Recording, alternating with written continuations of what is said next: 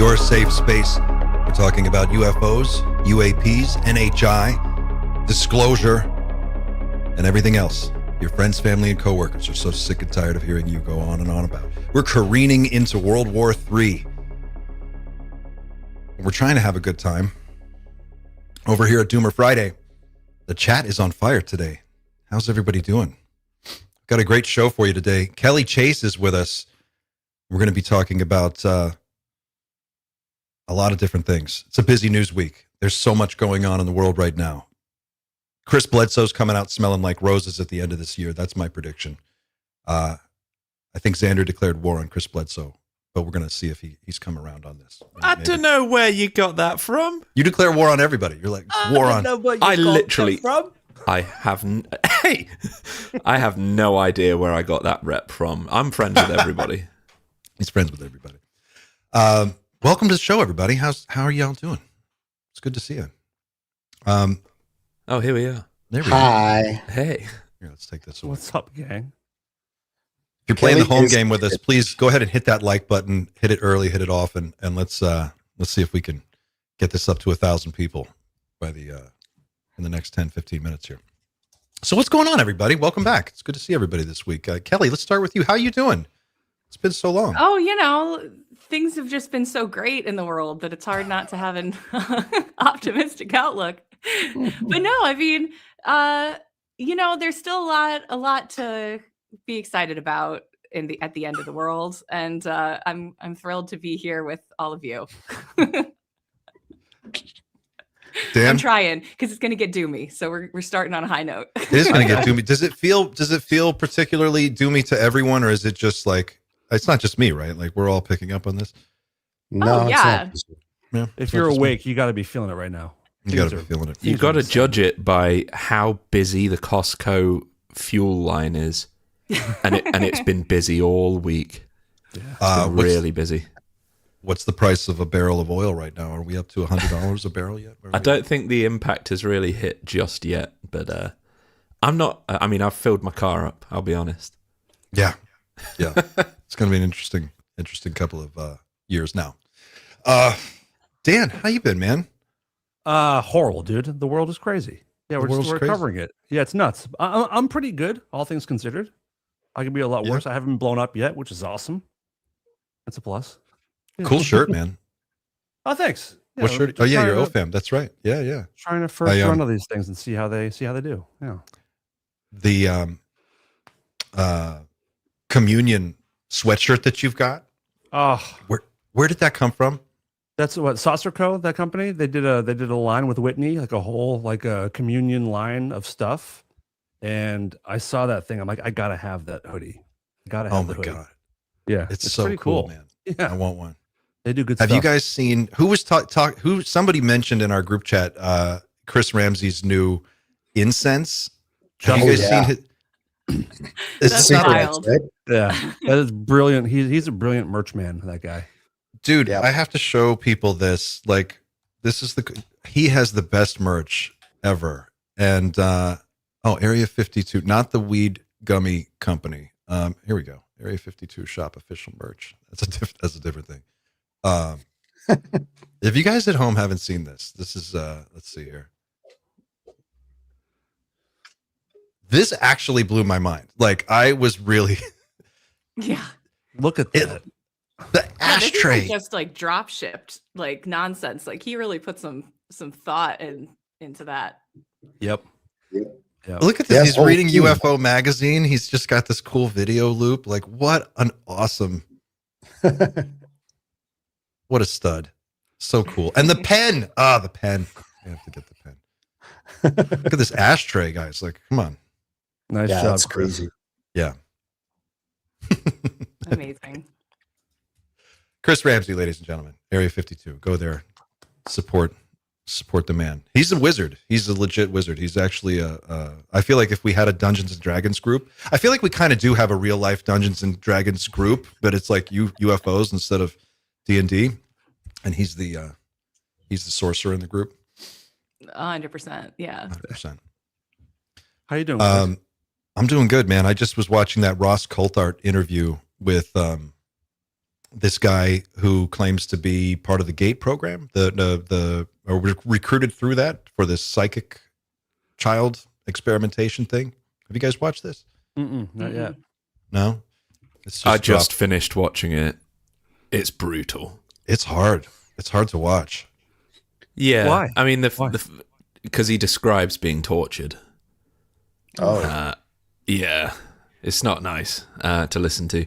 And Ross yeah. is not easy on this guy. Like, it's a brutal interview because Ross just is like, so describe, how did it feel? Relive it for us. Tell me, take me through that again. You're 4 years old. What is this like? And you're damn like, it, oh Ross. God, Ross, fucking, Just give him a minute to breathe. God damn it. can we get this guy a chamomile tea or something? Like,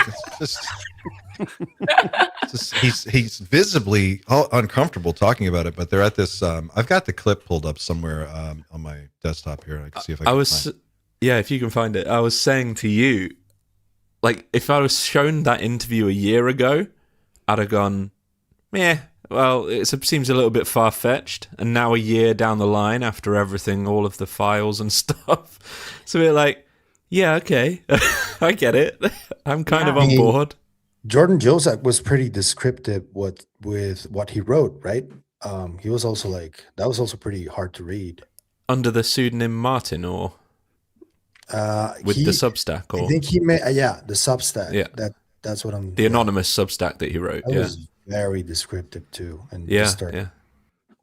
This guy, what is his name? It says Ross Coulthart sits with Tim Lowka is the guy's name, and he is he's describing in this interview how from the time he was like 4 years old, he would go to his pediatrician at this medical complex, and then they would take him into another elevator where he would go below ground into a complex where they actually had like miles and miles of tunnels. And he would at some time he gets on a train, on some kind of a tram, and they take him for like 15 minutes underground. They like take him someplace, and he's basically being subjected to these experiments where they traumatize kids and try to get them to enhance their telepathic abilities, and then they just test them on stuff to see like how are they getting stronger or getting weaker. And he describes everything that he went through, and Ross is not gentle with the interview. He's just like needling him about all these details the whole time, and you're just like, oh man, this is hard to watch. I only got 2/3 of the way through it before I had to stop and do something else. But what was Xander, you saw it all the way through, what was the end? Did he get any more deeply into the needed story? to add myself. He ends up sort of corroborating his own memories with people that he grew up alongside. So it seemed this whole sort of area he was living in was sort of a bit of a hotspot for. I mean, it could have been just a consequence of the clinic he was using being relatively local, that they picked from the local population. I don't know. A little bit like Stranger Things, to be honest.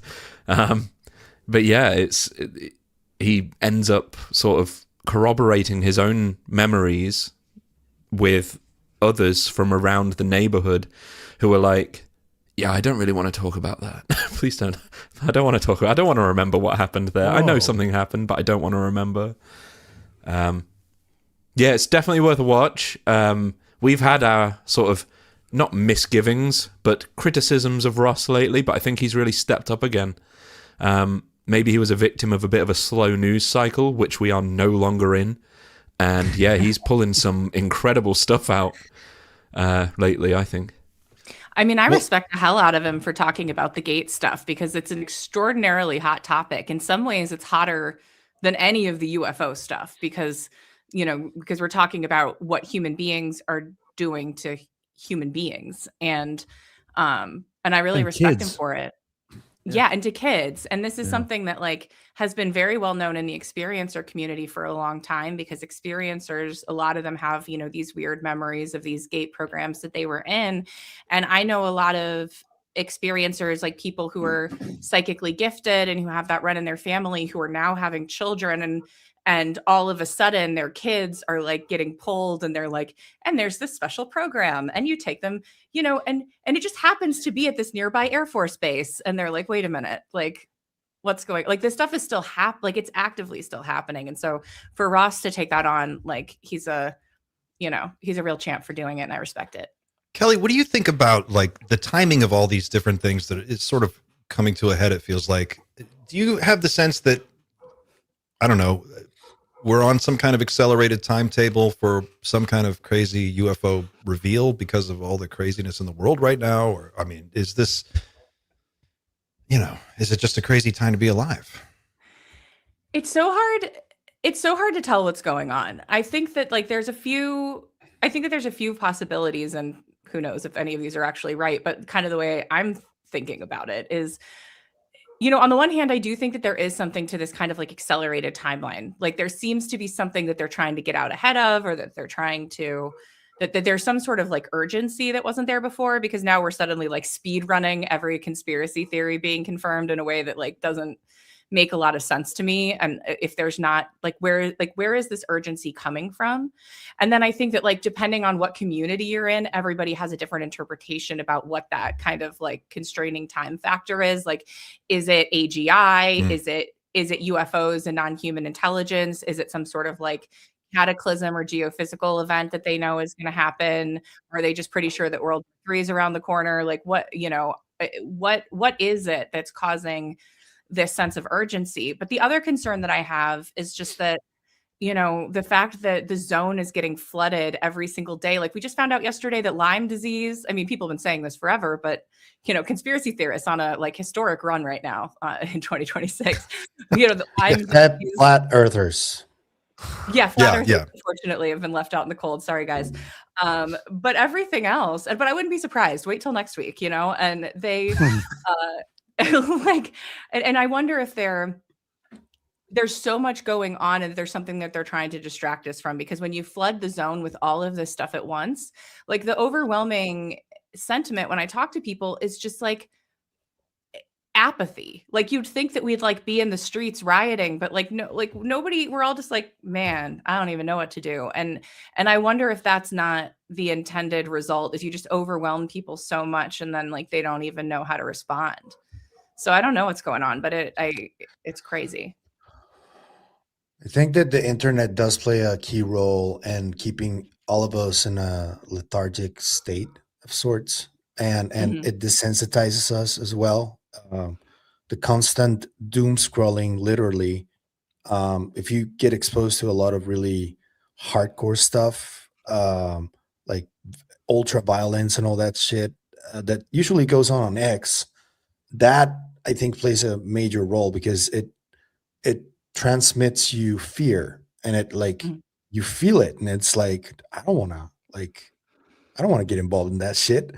Unlike the people in Nepal who really did something historic, in my opinion. I don't think that would happen in a Western country like Mexico or what did they do? The US. They lynched politicians, and it was really hardcore. There's live streaming of the entire event. They did that in Sri Lanka too, didn't they? Go after they chose their president on Discord. That was pretty wild. That is so 2026. Did they really? I love it. Yeah. That sounds not the lynching, but the Discord voting for president. Yeah. I can get behind that. Why not? And it was a really nice lady who got elected, by the way, which was pretty cool. Wow. Wait, what do you mean they voted on Discord? What do you mean by that? They had like a massive Discord server of like the people who decided to just take charge after lynching all the politicians, and they just chose her, and she accepted. Yeah, that worked out for once.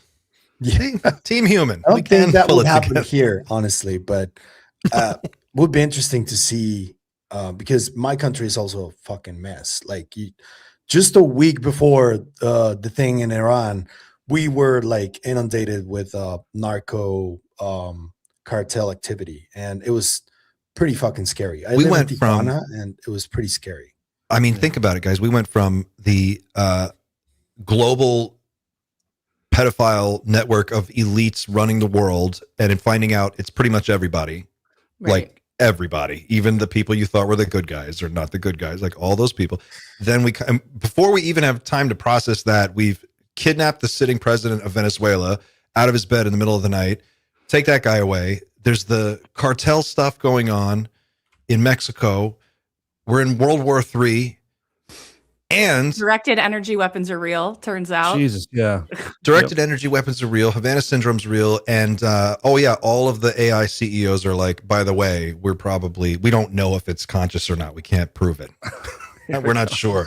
It's Doomer Friday. Oh, wow. You know what it is? Doomer Friday. What time is it? Let's see here. It's 18 minutes after the hour. We're up to 536 people in here. You know what? This is a good time for us to take a quick commercial break. We actually do have something that we're going to start.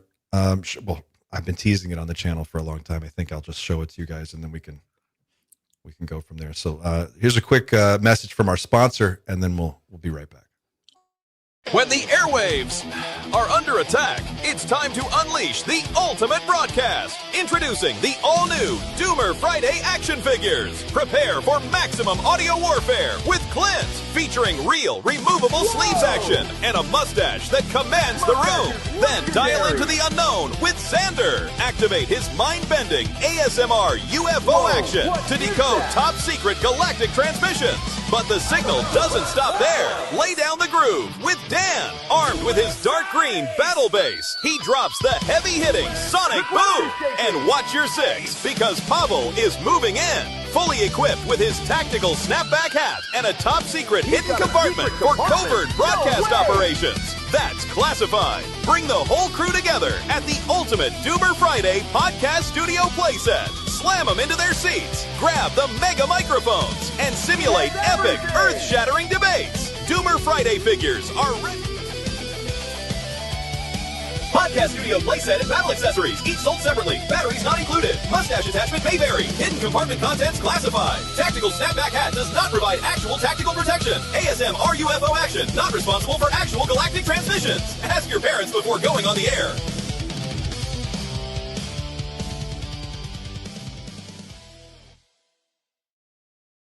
There you go, guys. Oh my god, dude! What the hell did I just watch? Not the removable Justin. sleeves. I was dead. And a mustache that commands the room. The mustache. That was Mr. Dan- Justin, by the way. Mr. Justin made that. Oh my Justin. god, that was Thank you, incredible. Shout out to Mr. Justin. So good. He put that together on the DL, and then just messaged me. I just got the text from him about an hour and a half ago, and he was like, "Can we open with this?" It's so good. Oh my god, I'm speechless. That's amazing. Honestly, so good. so good. Amazing. I will full. Dude, I got we're fully in Doomer Vegeta mode. on my fucking shirt. That's awesome. Wow. Good Bye stuff. So what do we think about Chris Bledsoe right now? How are we feeling about Chris Bledsoe? He's back. It's a I can't tough one. quit him.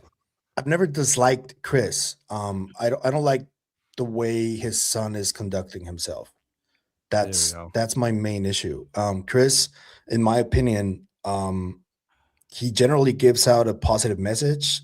Maybe he has been affected by the fame because it affects pretty much anybody. That's like taunting your ego, fame. So like nobody is immune to that shit. You got to learn how to control it and get used to it. Dan, for example, has been around like celebrities his entire life, so he has a better grasp and understanding of what that's like. But somebody who never experienced that before, that's different. I don't think he's a bad person by any means. I don't think Ryan is a bad person either, but I think Ryan is probably misguided and misinformed and a lot of the stuff that he promotes, and I just don't agree with that. Even if Chris ends up being right about his predictions and all that, I'll still speak against that kind of behavior. I think I've been very vocal about it. Yeah, there's something about strange going on there. Go ahead. I don't know. There's something weird happening in that world. I can't put my finger on it, but it feels. We've kind of touched on it before. It feels like a little culty vibes happening over there a little bit, and it makes me uncomfortable because I think it feels like, to me, I feel like Chris had some genuine experiences, and now it's kind of getting a little out of control. And there was some stuff that happened at Contact last year that was strange with the sky watching thing. And I mean, Patrick touched on it with you, Clint, when he was Yeah. on a while ago, and just I don't know, it's getting a little squirrely over there. But his prophecy, I guess we can call it a prophecy. I mean, that is what it is. April 2026. We're coming right up on April 2026. Supposedly. They're moving the goalposts though, because I saw like it's gone from like it's definitely happening Easter 2026 to I think Ryan tweeted the other day, I wouldn't be surprised if it happened this year. Were his words. And so I'm like, I don't know. I mean, listen, prophecy is a messy business. I wouldn't get into it personally. It usually doesn't go well for people. I would watch, like, if I was Bledsoe and I believed what I was saying, I would go to Egypt. And he is going to Egypt. He's already said publicly he's going to Egypt. He's not going at Easter. He's going in, he said fall. So around late September. Still there first. See if you know, I don't do this on purpose, but every time we see it's like some strange synchronicity. Every time we end up talking about something, it always ends up being in my episode of the Dreamland Motel that's getting released tonight. Is it? Is this going to be? I talk about Bledsoe's. So tonight's episode is about time travel, prophecy, and UFOs, and really linking all of that together, how it can possibly make sense, and all of that. So obviously, well, naturally, Bledsoe is a portion of the episode. We don't go through his entire story because it deserves its own sort of long thing. But we talk about the prophecies that he's been talking about, the prophecies that he claims he's received.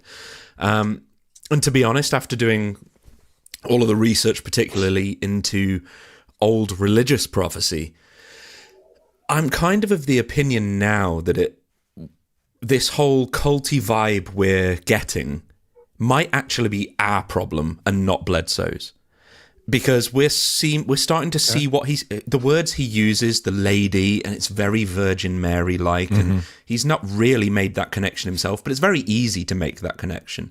But we're looking at what he's saying through a lens of these religious people have said it in the past. We need to flip it the other way around and say, okay, what is his experience? How does his experiences now reflect on what was said in biblical prophecy? So rather than making the assumption he's trying to be religious in nature, we're sort of saying, is religion actually the way they had to say it in the time, the way they had to describe these visions they were having and experiences they were having? Were they put into the religious framework simply because if they didn't put it in a religious framework, they'd be hung, drawn, and quartered? So you simply had to stay within the church's purview with everything you were saying. Was it Galileo that was Galileo, I think, was housebound for a large portion of his life because he was starting to claim things that were against the church, and that was a few hundred years after the religious prophecies were announced. And we all know what happened to people that prophesied back in religious times, and they didn't attribute it to the glory of God. So I've tried to sort of look at it backwards rather than forwards.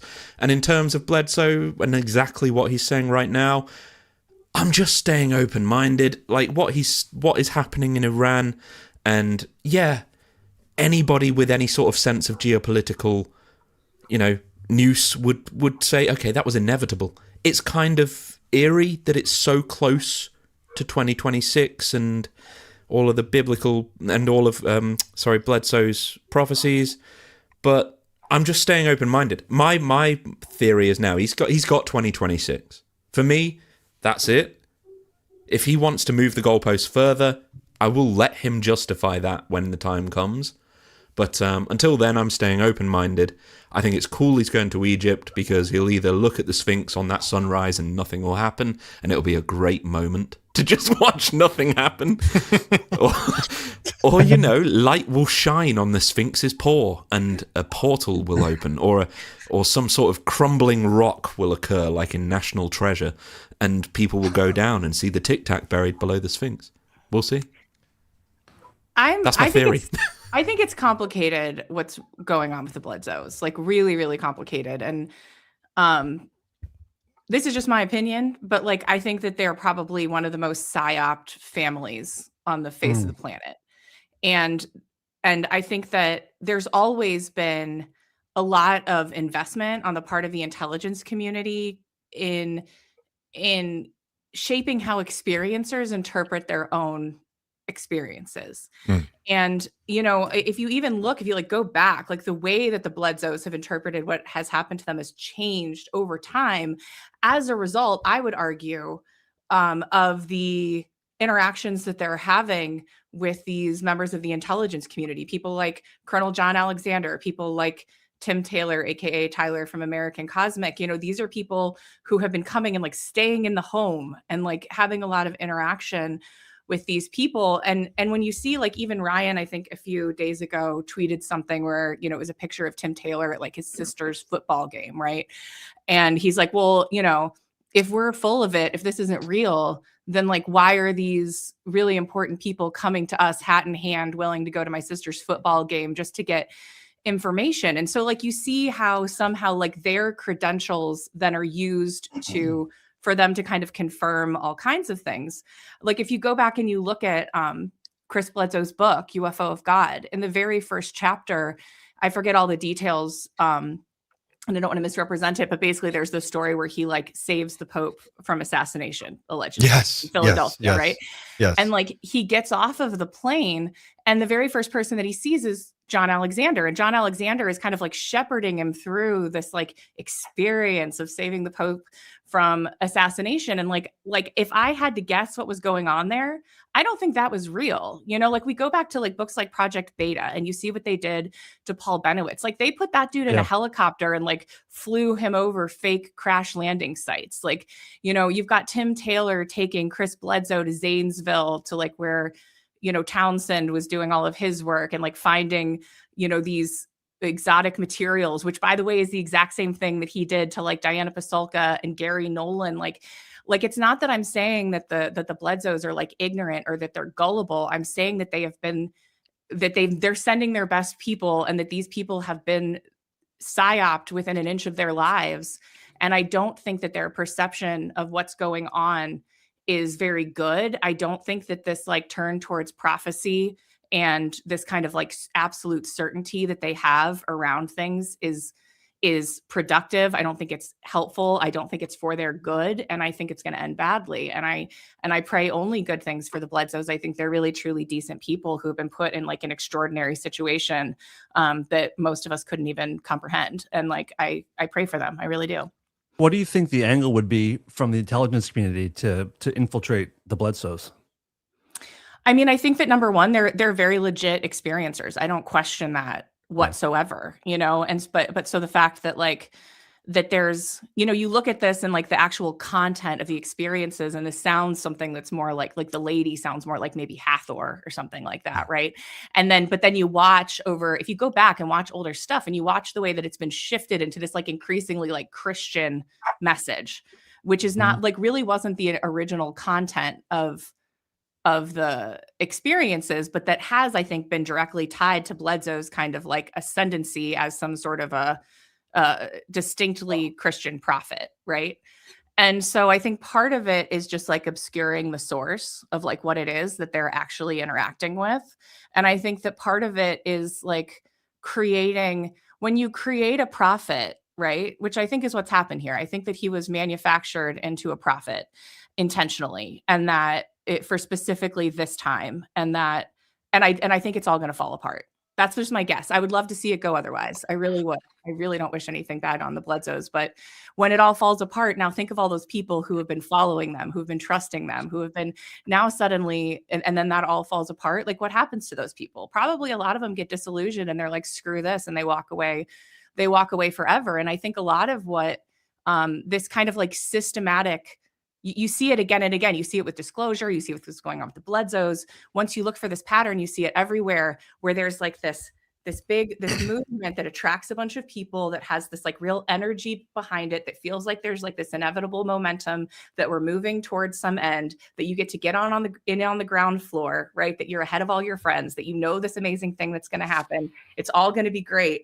And then when it falls apart, like the demoralization that comes with that, and just the purpose of most psyops that are run anywhere in the world and counterintelligence stuff is profound demoralization. That's one of their most like commonly used tools in their toolkit. And I think that that's the end goal of a lot of this stuff, including what's going on with the Bledsoes.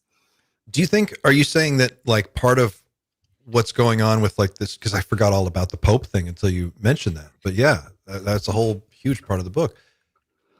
Do you think part of it is like getting them involved in an activity that makes them feel like this is a real thing now, like you're cosplaying through this event of like, oh my God, you're saving the Pope, and now you're invested and you're psychologically completely bound into the story with this group of people. You've got this experience.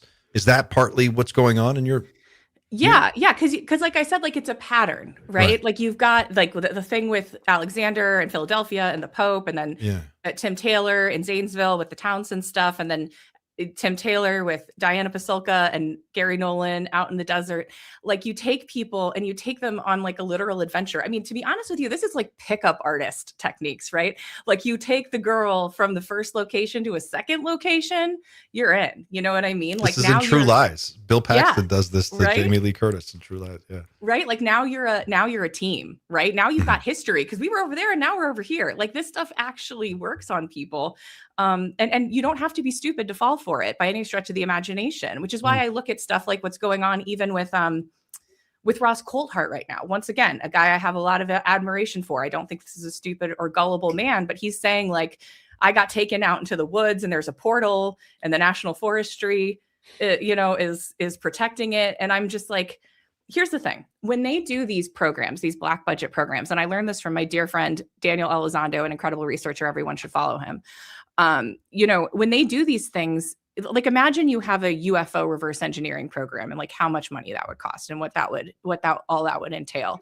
For any of those programs, they are allowed to spend 6 to 7 times the budget of that program just on security. And that includes counterintelligence and disinformation and like all of this other stuff. So you're talking about these programs that are funded at hundreds of millions of dollars, if not billions of dollars. And then you multiply that by 6 or 7. And that's how much that they can pay just to lie about what's going on. And so I think people really underestimate like how elaborate these scenarios can be, like flying Benowitz over fake crash sites and stuff like that. And so I just worry when I hear people are like, I went on this wild adventure, like beware spooks trying to take you on wild adventures. Cause I don't think that's ever going to end well.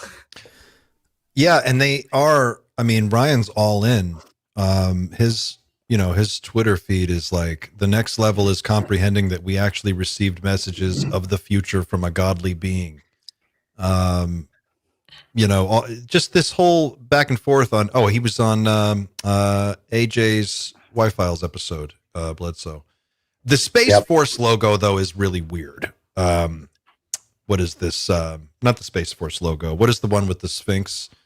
It's in the background. It's like a space intelligence service or something like that. Space Delta 18. That's what it is. Space Delta 18. Yeah. Here we go. I've got a really cool patch on my wall. Hold on, let me show you. Yeah, please. Oh. So this one is from the Office of the Director of National Intelligence. And somebody found these online and then they figured out that you could there was a loophole in the system and they would just let you order them like anyone. And then people started ordering them and then they took it down. But let me see if you guys can. I hope it'll focus on that, right? There you go. But look at what's that down there? What's that guy? Oh yeah, right. Somebody sent that to me. I think it's really cool. I keep it on my wall. That is cool. Interesting. I had a quick, if you don't mind, Kelly, because your rational thinking about this is annoyingly good, but I still want to challenge it just ever so. In fact, no, Clint, please. Clint, go through this and then I'll go through that. This is just that logo. I just wanted to put this up on the screen for people. There was to another see. one as well. They've gone through several iterations of this. One is literally just the straight up Sphinx looking at a star, like it's got the body of the Sphinx and everything. And that's his that's his whole thing. And this was made after his experience, his encounter with the lady. Was it after or before his book? However, because I don't know. There was a time between. And again, I'm not trying to shit on the Bledsoes at all, but there was a time between the experience and the book. If the experience took place decades before, then yes, it's before the patch was made. But when the book was made, possibly... They hide a lot of stuff in those patches and challenge coins that people pass around. There's some really, really, like, they don't even really hide it very well. If they think people aren't going to see it, it's pretty right out there with some of those challenge coins and patches. It's pretty fascinating. If you can see some of the stuff that isn't public, it's wild. Wow. Can I read a message from Daniel Elizondo? He wrote on the Psicoactivo Live.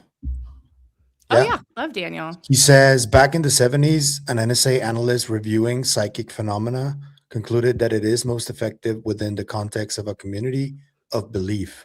Another interesting wrinkle to consider. Psychic phenomena. Repeat that one more time. How does it? Psychic. Back in the 70s, an NSA analyst reviewing psychic phenomena concluded that it is most effective within the context of a community of belief. Another interesting wrinkle to consider.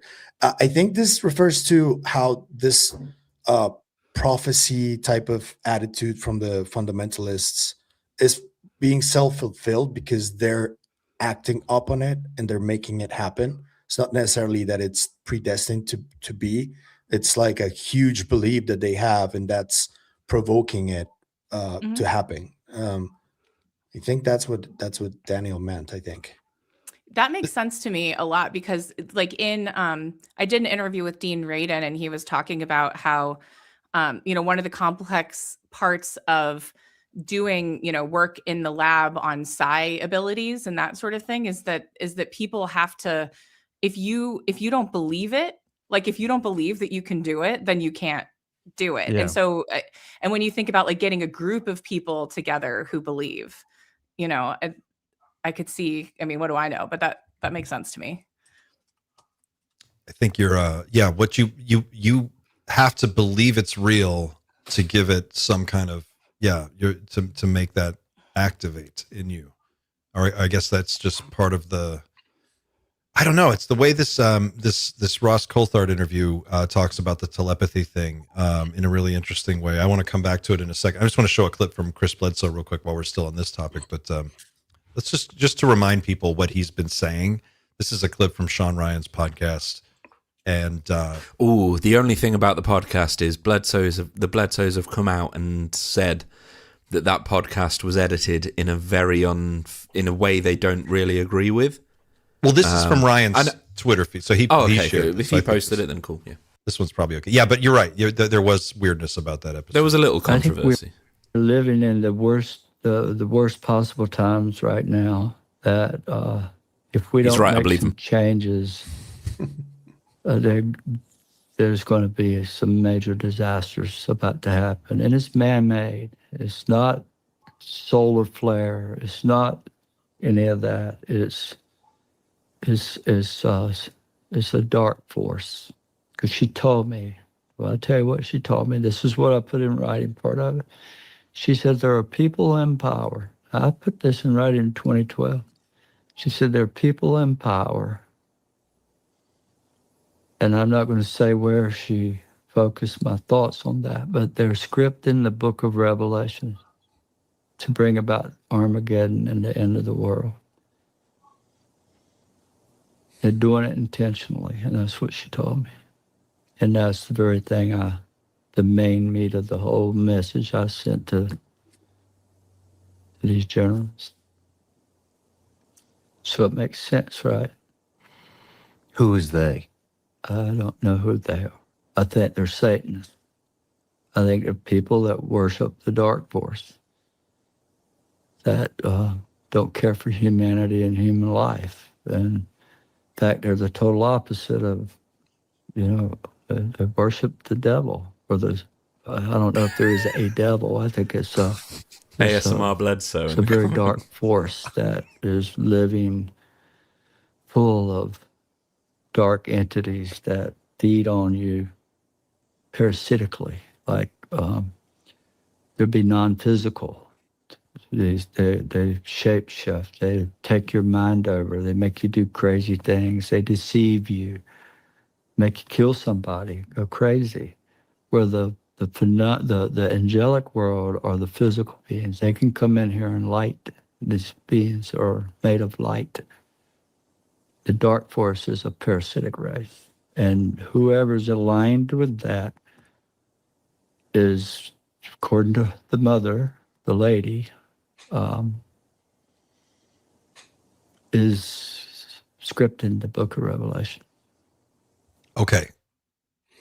So we just found out about all these evil pedophile people, right? And then they're running the world, and now we're in this, conflict in Iran. And this story just broke the other day, and it blew up immediately. Let me see if I can get the commanders. I've still got to ask this question to get this burning in my head. But yeah, carry on, please finish this. But I need to ask Kelly this. Just to move on, finish this train of thought. That freaks me out, man. U.S. troops were told war on Iran was all part of God's divine plan, according to a watchdog religious freedom group. Says 200 troops sent complaints of superiors using extremist Christian rhetoric to justify the war. And I won't read the whole thing, but I'll just read a little bit. U.S. military commanders have been invoking extremist Christian rhetoric about biblical end times to justify involvement in the Iran war to troops, according to complaints made by a watchdog group. The Military Religious Freedom Foundation says it has received more than 200 complaints from service members across all branches, including the Marines, Air Force, and Space Force. One complainant identified as NCO in a unit that could be deployed at any moment to join operations against Iran told MRFF in a complaint viewed by The Guardian that their commander had, quote, urged us to tell our troops that this is all part of God's divine plan. And he specifically referenced numerous citations out of the book of Revelation referring to Armageddon and the imminent return of Christ. Now, if that's not fucking weird, read just the next bit too. Just the next. It's not weird. It's terrifying. Okay, so the next part of this goes on, he says, quote, he said that President Trump has been anointed by Jesus to light the signal fire in Iran to cause Armageddon and mark his return to Earth, end quote, the NCO added. What? Jesus would be horrified. Jesus would be horrified at how they're using his name, like in this day and age. I can guarantee you that. So, I don't want to take away from Xander. You have a question, and you're trying to get it out. Please ask your question, and then I have something else I want to go to. It's just a question of the whole Psyop thing. Benowitz obviously was Psyoped. He was he was operating a business right next to an Air Force base. He was already interested, already picking up signals from tests and stuff he probably shouldn't have been listening in on. So it might have, they have a few extra bucks and a few loose personnel. They'll, like Doty, they'll throw him on the case and send the guy crazy because there's a budget for it. But as far as I'm aware, and I haven't read Bledsoe's book or anything, as far as I'm aware, the Bledsoes never really attributed... They weren't poking the bear, so to speak. But that's irrelevant. The real relevant question I find is, like, the easiest thing to do for anybody trying to psyop the UFO community, in my opinion, is to pretty much ignore us, because they've succeeded decades ago in terms of, if they want to make us look silly and kind of mad. Up until recently, mentioning ufology in the UK was still, I wouldn't advertise it at a party just to save my wife the embarrassment. But these days, it seems the more attention we are given by the government, the worse it gets for the government.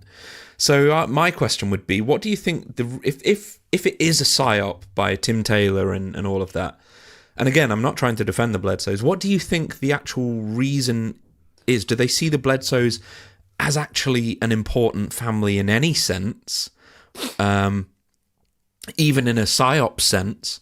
And at the same time, we have all of this stuff kicking off in Iran, which obviously is an unhappy coincidence, but are they also sort of coordinating that to make sure it ties in with what Bledsoe has been saying? Or are they like, oh great, what a lucky turn of events kind of thing. I'm just wondering, like, where do you think the UFO community actually fits in the grand scheme of geopolitics? Because I know that's a huge, ridiculous question, but it's 2026. That's what we're here for, right? No, and I love this question. I think it's a really fair one. I mean, I think it's really complicated what's going on with them. Because like I said, like, I don't doubt for a minute that they're very legitimate experiencers. I think that they are being honest and forthright about what has happened to them to the best of their understanding. I don't doubt that at all. And I don't doubt that that the government was very interested in that because, you know, the Bledsoes are just a very public example, but this is going on all the time. The interest in experiencers and what the communications that they're getting is enormous. And I think that a lot of what we see as ufology and kind of like the surrounding ecosystem is meant to kind of draw in people who are having these kinds of experiences so that they're doing two things. They are both collecting information that they see as important and actionable intelligence, and then they are also influencing the ways in which people are perceiving that information in order to contain it. And so, like, look even 100%. At like and look at what's going on with like the article, you know, that Clint just had up, right? Like, I think, like, I fundamentally agree more or less with everything Bledsoe said in that video, that like that's what's going on. And I don't doubt that they've been given foreknowledge of things and that sort of thing. But what happens is that like they start saying stuff that starts to line up, right? And that all starts to happen. And then as that happens, more and more people start to see that there could be some credibility to like the more prophecy side of it, right? Because it's like, well, they were right about all of this stuff. So probably they're right about this other thing, or at least like the probability in somebody's head, like your calculus changes. You're like, well, maybe they're true. Like maybe it is going to happen. Who knows? But then the problem is that then the reverse happens when it doesn't, right? Is that like people, when it doesn't happen, then suddenly people are like, oh, this is all just a scam. This has all just been, you know, and then they're on to the next one. Like this family becomes instantly disposable to these people who have been lying to them for like over a decade now. And once again, this is all just my opinion. I don't know any of this for a fact. This is just like me. This is how I make sense of it. And I could. And you've also said you hope you're wrong. Yeah, I could absolutely be wrong. I don't know. We're all just spitballing here, right? Like I don't. That's right. We never speculate here on Doom Friday. No. I agree with you, Kelly. Kelly, I think you have it nailed. You do have it nailed. I was only playing devil's advocate. People like Tim Taylor seem to like collect experiencers and gather that info. I think you're exactly right.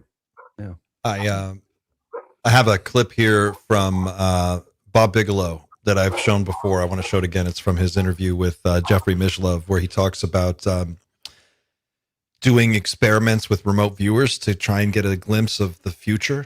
And what he found out, his team, they invested a lot of money and time into this. And this is kind of interesting in light of this conversation. I just want to bring it up. I think it ties back in to this whole question of prophecy. But let's see here if I've got it. It is.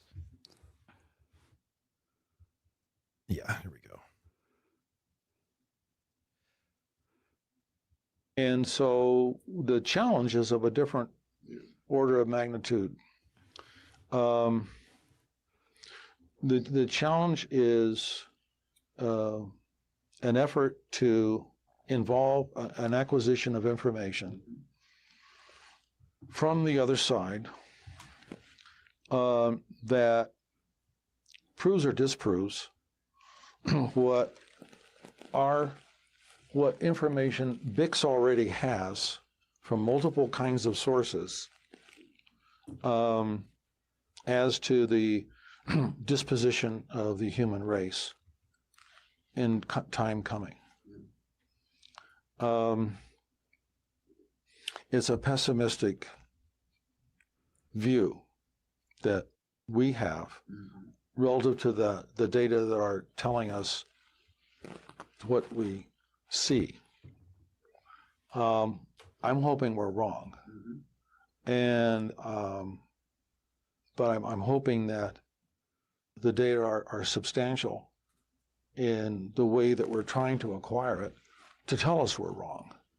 Because we're going to do devil's advocacy on the data that's coming from the sources that we are out there trying to gather. If I understand what you're saying, it's basically like the data that is coming into you from multiple sources leads you to have a pessimistic outlook on the future of humanity. Yeah.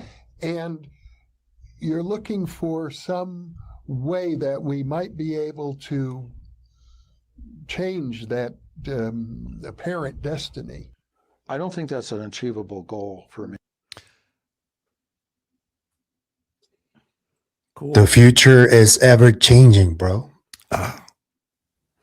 That's what It's- Dan Burrish said. There's a future event Here it is. that they know is Tie-in. coming.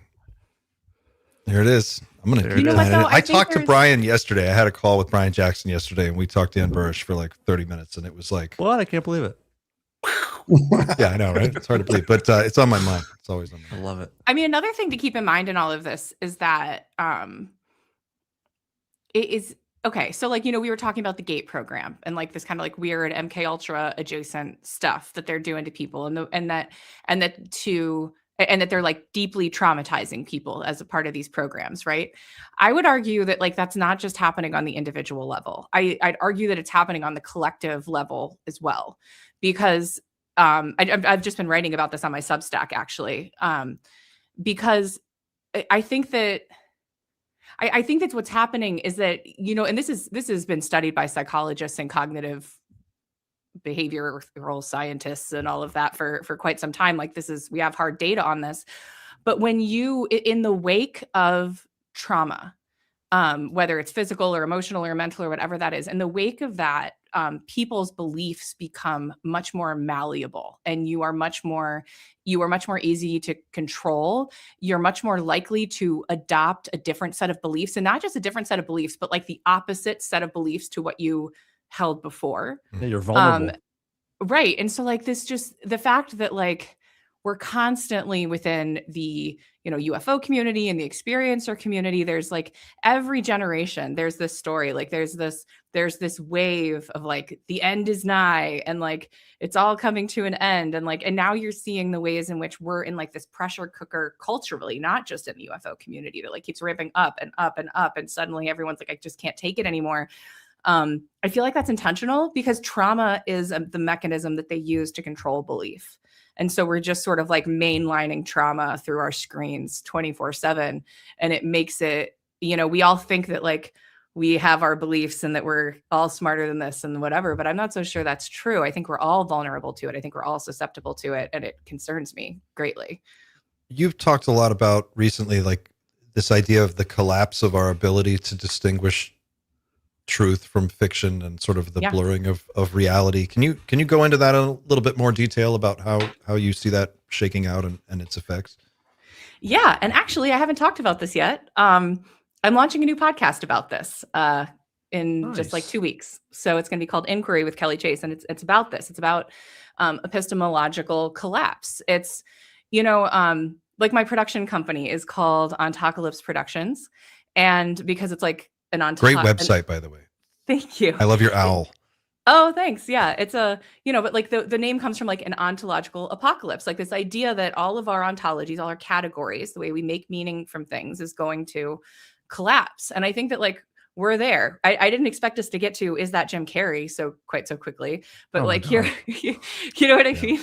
Like that's the level of uncertainty that we all have about the world that lasted now. So much longer than it should have. Right. But they insane, had dude. me going. I'm looking at it like, is that Jim Carrey? You know what I mean? Because I just couldn't figure out I'm like, why is it different but not? I don't understand what I'm seeing here. What am I looking at? Right. Yeah. But when every day a new conspiracy is being confirmed, right, then suddenly you have to question the entire informational ecosystem. And so like we have these huge stores of knowledge, but like all of us have direct knowledge of very little, actually. Like most of what we know, we're counting on the fact that like the scientific method and like the people making the textbooks and all of that, that we have access to good information that's been put together in good faith by people who want that to be the case. And I think that largely it is, but with the part that the part that we didn't really bargain for is that kind of like control layer above that. You know what I mean? Where the elites have, I think, been engineering our beliefs of things for a long time. You know, like we were just talking about the Lyme disease thing. Like if you even brought that up, they thought you were crazy. And I think that brings us to a really dangerous point, because it's really difficult to like agree on anything. And I think that like the reason that we're not all in the streets rioting also is because like even to have a revolution, you have to like have some kind of alternative, right? Like you have to be like, all right, we're going to overthrow the powers that be, and then this is what we're doing instead. I don't think any of us really feel like we have the ability to even know what's true enough to get there. Like the uncertainty that's created when we can no longer trust the legacy institutions that we depend on to tell us the truth is really profound, because like we're not meant to live this way. Humans are communal. Like in a lot of ways, we're not that dissimilar from insects that like specialize in different ways. You know, like one person knows how to fix a carburetor, another person knows how to set a bone. And like, you don't have to know how to do everything. We trust that other people, and that's how we function. And so when they take away our ability to trust each other and our ability to like more or less agree on what's real and what's not, then really bad things start to happen. And even a nation isn't a thing. It's not real. And a nation is an imagined community that is defined by the people within it having some kind of an agreement about what that country is. And you look at what's happening in our country when suddenly we can't come to consensus on like what America was even supposed to be about in the first place, right? And what that does to us. And so, you know, I think it's the biggest challenge of our lifetimes is just that. Like, how do we get back to a place where we can have a trustworthy informational environment so that we can work together and make decisions and do the things that we need to do to survive? And I think it's scary what they're doing to us. Can we do that at this point, do you think? Can we get back to that? We better hope, man. Like I don't know if I don't even know where we start. Right? Like I don't even know where to begin. And that's kind of what my new podcast is about like how do we think about these things, and is there a way back? And I don't know, I think in some ways we have to believe there is, because like what are we going to do? Like just lay down and wait for our bodies to die? Like, I mean, we kind of have to try, but I don't know. I really don't. It's even more confusing too, because I agree with you 100%. There's some kind of, you have ideological subversion coming from other, state actors who are working against the United States. We have our own internal psyops that are running against our people. That's happening internally. Then you've got corporate propaganda, which is everywhere, and it's all the time, omnipresent, constantly. Always has been. Yeah. And you've got the corporate surveillance state, which is running all the time, knows everything there is to know about you.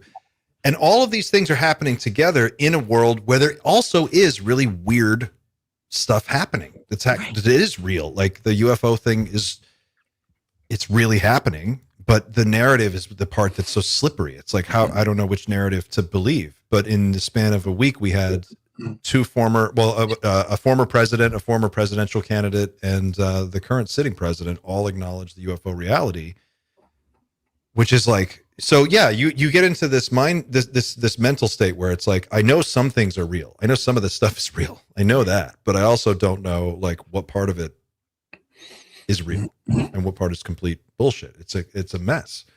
But it feels like there is some kind of ramping up, right? Like, I mean, it is, right? We're in this conflict now that is adjacent to a nuclear war. We're like right up next to it. Right. It's easy to see how that could kick off, or how this could spiral out of control and get really nasty, much nastier than it already is. And I don't know. Did you watch, Kelly, that deposition Hillary Clinton did where she was talking about the UFO thing? Yeah, that whole thing was wild, man. That was crazy. I want to show this clip. I know nothing. I want to show this clip, and then I want to get you guys to weigh in on it, because this was something I locked onto this week, and I just want to hear so what bad at being likable or believable. It's like really I know. something. Yeah, she's but she also is not dealing with any of their bullshit, which is kind of nice too. So. It's also funny. True. Yeah. True. Like to see them in the, I'm glad she's in that room, and I'm glad they're being tough on her. I don't want any of these people to skate. I think they should all be held to this level of scrutiny. All of them. Here we go. Let's take a look. This is Hillary Clinton. If you guys haven't seen this, if you're playing the home game, you haven't watched this. Hillary was doing a deposition before the Republican-led House Oversight Committee. The person asking the question here is Anna Paulina Luna. They're asking her about a bunch of Jeffrey Epstein stuff, a bunch of other things that they're talking about. But then they do this little segue into UFOs, and the way that she answers these questions says so much. Take a look and listen and watch her body language, and then we'll come back and talk about it. Okay, and on the topic of transparency, Secretary, were you ever denied access, or did you ever inquire on the topic of UAP or Gilgamesh in your official or personal capacity, and why? I was never denied access because I never asked for access. Okay. In the efforts of having a transparent government and restoring faith within our country, do you believe that the American people deserve access to those topics? I do. Subject to any national security implications, I think the information should be made available. I think that's been ordered, or at least I read that it had been ordered. While I have you here, I just have to ask. So when your husband was president, it was Lawrence Rockefeller had an effort to try to disclose UFOs, UAPs. When you were running for president, John Podesta publicly stated that you would disclose these files if given the chance, if you had been president. Are you pleased to see that these files may be disclosed finally? I am pleased. As I say, I think they have to be carefully scrutinized so that no national security information is disclosed. But this is an issue of real importance to so many people, and I think whatever can be disclosed should be disclosed. Was there a program that specifically that was referencing that you were aware of? I was not. As you mentioned, John Podesta, who was one of my advisors, was deeply interested in the issue, and if I had been elected, I certainly would have listened to his advice. Well, thank you for your indulgence on that. This is sort of like off subject, but didn't you all require in the latest defense authorization that the UFO information has to be? What? They ripped it out. They killed it. Oh, I thought that had gone through. That was my amendment, and it got ripped out. Oh, okay. Well, you've just, I didn't know that. So thank you for enlightening me. Okay. Yeah, they've been killing it. I didn't know that. She was legit disappointed, right? At the end. Hell dog. I mean, here's the question though. Like, okay. Far be it from me to doubt the altruism of the Clintons. But you know, their names, John Podesta's name, like all of it. It's all over the Epstein files, like all over it. You know, John Podesta was one of the early contacts of Tom DeLonge. I don't expect anyone to agree with me on this, but like I have become increasingly skeptical about like the whole or the origins of the disclosure movement. You're talking about the whole TTSA? Yeah, everything. Thing. You know what I mean? Like it's my once again, I don't know this, but it's my personal opinion that whole thing was meant to subvert, contain, and prevent disclosure, not to lead to disclosure. That's my personal opinion. And I just, you know, she says like she wants all this stuff to come out, but it's like, why do they want it to come out? And just because they say they want to disclose doesn't mean that the thing that they want to disclose is the truth. Right? Like there was some kind of an idea that they wanted us all to have about UFOs. Like otherwise, like why this whole TTSA thing? And you can draw a direct line from Hillary Clinton to TTSA. And like, I'm skeptical of the whole thing. You know what I mean? It's not that I'm against disclosure. It's that like, I don't think that that's what their goal is. Why do you think they asked about Gilgamesh? Well, that's the other thing that's crazy. Is like, I could be totally wrong about this. It's been a hot minute since I went through the WikiLeaks stuff. So like, please someone in the chat or whatever, correct me if I'm wrong on this, but like, I'm pretty sure there's just like an email from her asking about Gilgamesh and like the resurrection It's chamber from of Gilgamesh. a person from her office, but it's not It's not her. Correct. Okay, thank you Yeah. for the correction. Yeah, I don't want to Yeah, say yeah. something that's not true. But I think that's what they were referring to, because there were these questions, and there are these questions about like, what were we even doing in Afghanistan in the first place, and what were we doing in Iraq in the first place? Because a ton of like Iraq will say this, like all these, the locals will say this, like we pillaged a ton of their like archaeological stuff while we were there, just like took it. Like, what were they looking for? Was the Smithsonian Artifacts. hard up? Like, you know what I mean? Stargates. Right? Like, what were they looking for? And I'm I not saying think they were that- looking for Gilgamesh's resurrection chamber, but like, I don't know what they were looking I think that this goes down to the origins of everything that is going on, because I don't know what you guys think about the overall story of the nonfiction Secret Machines books, but I do think that this entire topic is linked to whatever happened thousands of years ago. And I think, and I see that there's like a reticence towards revealing the origin, but they do want to like say, oh, UFOs are real. Here's a craft. But when you ask about origin, they're like, no, that we can't. Why is that? That's my question. Time travel. That's my think, answer. I think the truth is that like there's a core truth to all of it. Like I think that's what's so complex about all of this is you look at, I mean, far be it from me to tell anybody to listen to Richard Doty. I don't think you should, but I mean, I do think that the one thing he's been more honest about is just like tradecraft in terms of like how they do this stuff. And they give people like 80% correct information, and then there's like 20% that's like complete bullshit, and then it muddies the waters so much that you can kind of, it becomes like non-falsifiable and non-verifiable. Like you can't kind of go either way with it. And so I think I think a lot of that stuff is fundamentally true. It's just like what parts of it are true, and that's where it gets complicated. I feel I'm pretty convinced that time travel is at the core of this whole thing, because if you've got a machine that can manipulate gravity, you have a time machine. So if you have a time machine, if you can travel at or near the speed of light, you have a time machine. If you can, if you have this technology and you understand how it works, you can never let that get out. Like that would be, I know the explosive energy and the concentration of energy is a huge factor as well, but like there are too many things that point to weird instances throughout the timeline of just bizarre things happening at precisely the right moment, as if someone in the future knew that's when it was going to happen and they were able to go to that exact moment and walk in the room at that particular time. I'm thinking about all these Men in Black encounters. I'm thinking about, just when and where sightings happen sometimes and how people, how they appear to people. If you had that level of technology, time would be like any other destination for you. I mean, you would just pick you would just go anywhere you want in the timeline. And so experiments on people, you could do multi-generational abduction experiments on people. You could do all kinds of stuff. But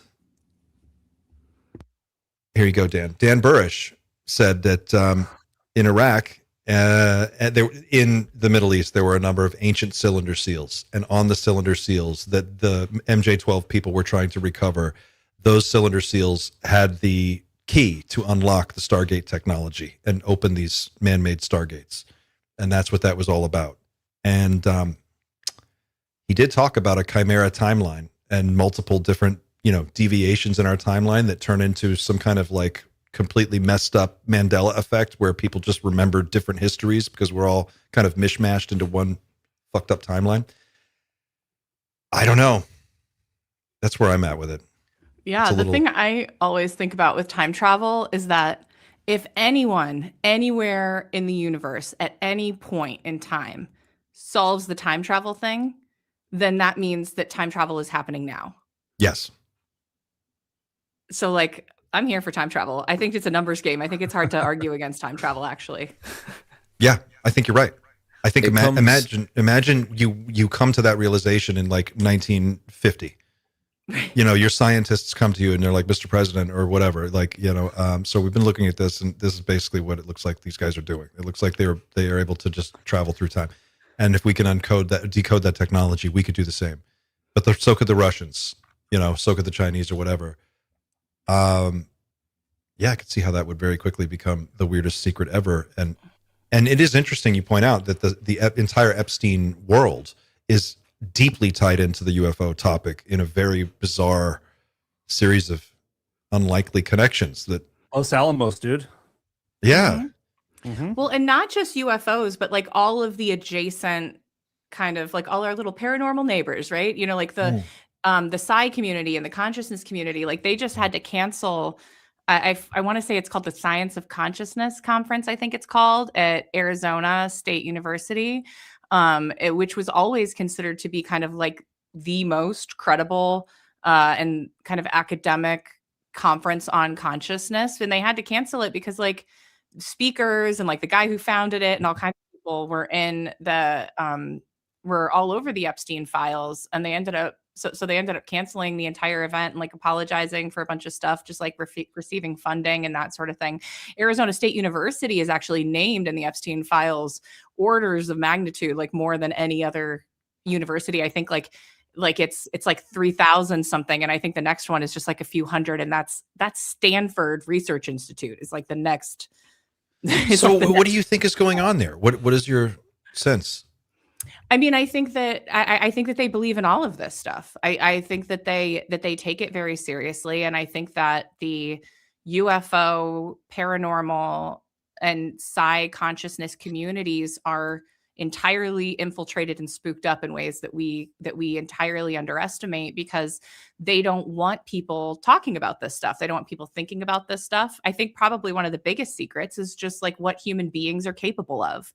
I don't think they want us to know that. I think that that's been behind the secularization of our society. I'm not here to tell people to believe in God or to advocate for any kind of religion, but I think that this kind of like progressively default atheistic, materialistic view that's become, no other time in history have people thought this or believed this way, right? But suddenly over the last 100 years, all of these things that people took for granted as being true, now suddenly we're not able to consider them anymore without getting like laughed out of the group chat. And like, I think that they take things like consciousness, psi research, all of those things extremely seriously. Yeah. And that they've been using psychically gifted people and intelligence for as long as there's been intelligence. You know what I mean? But we're not allowed to consider it. Like, we're not allowed to think it's real. 100%. This has been known forever. I mean, I know Ronald Reagan and Nancy Reagan used to have psychics at the White House all the time. Mm-hmm. Like they would have psychics come to give them readings on stuff, and they would, like they were really into it. But do you think, I guess what I'm asking here is, are we saying that these things are real? Which I think they are. I think that's what you're saying, right? These are real beliefs and real talents that humans have, abilities.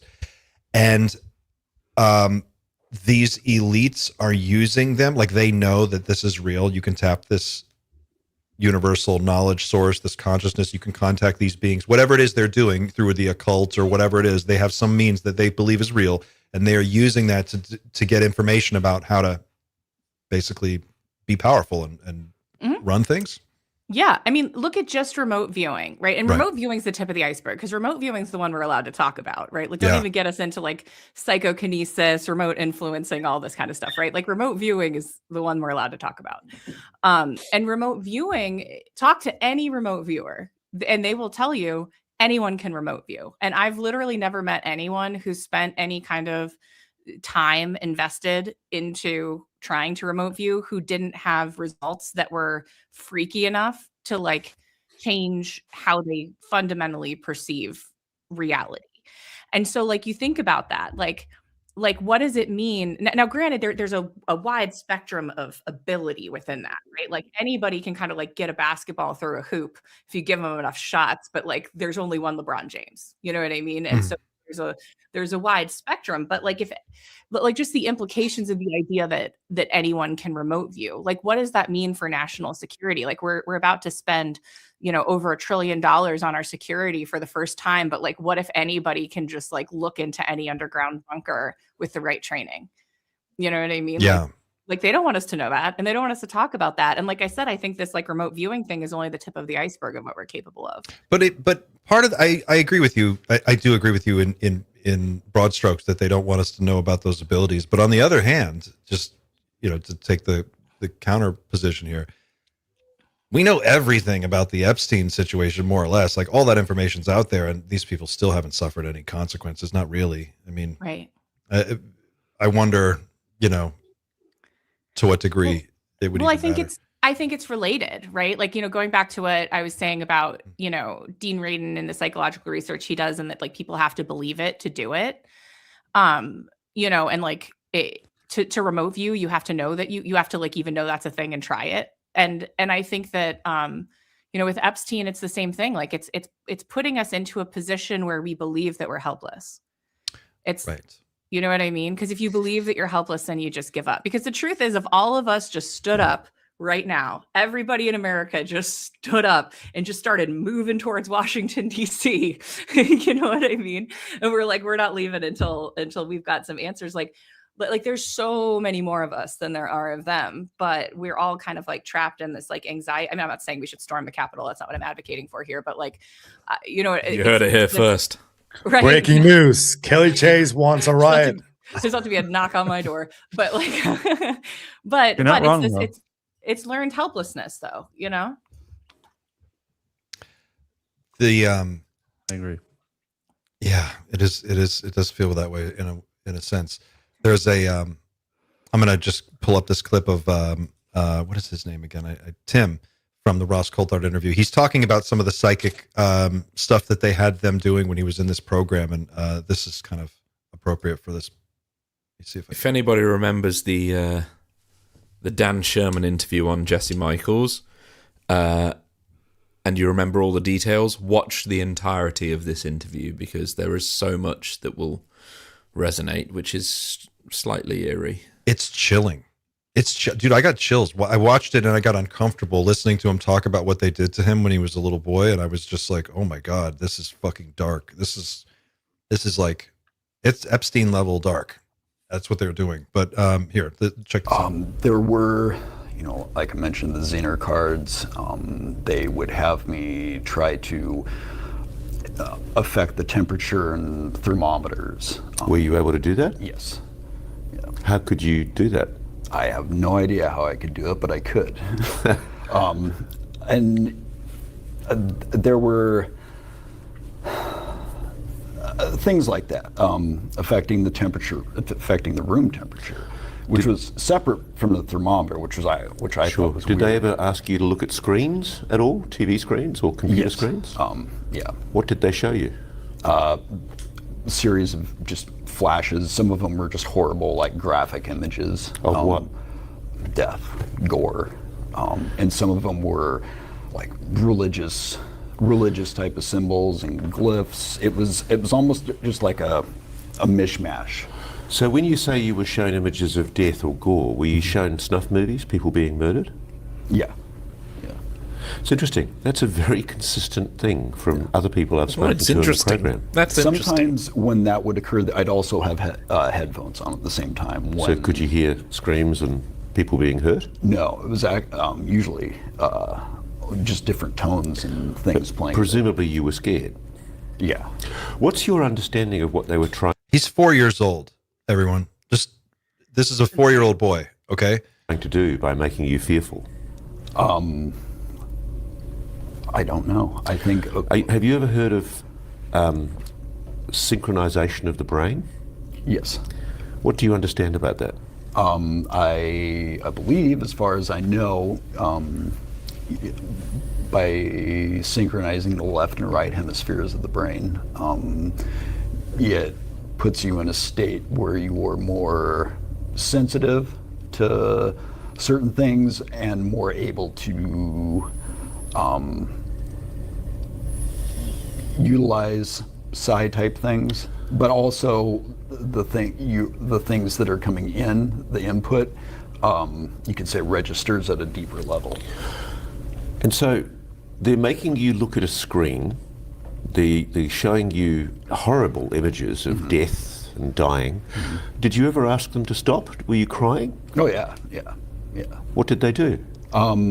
They wouldn't stop. They didn't.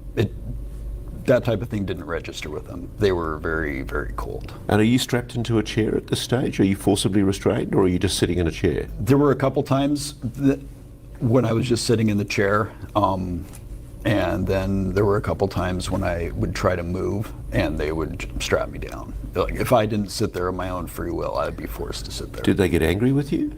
No. Were they kind to you? The only kindness I ever saw down there would be from my escort. It's a child abuse. I mean, straight up child abuse. That's why they want amnesty, people. Right. That's why these guys are like, yeah, we're going to need some amnesty. Throw them into the ocean. You know, we never should have stopped throwing people into volcanoes in retrospect. That's what they're made for. That's what they're there for. Right? That's what they're there for. Volcano justice. That's the way to do it. It's a new show. That's so Volcano. fucked up. That's so fucked up. It's an interesting, as Ross said, it's interesting. You know, I do.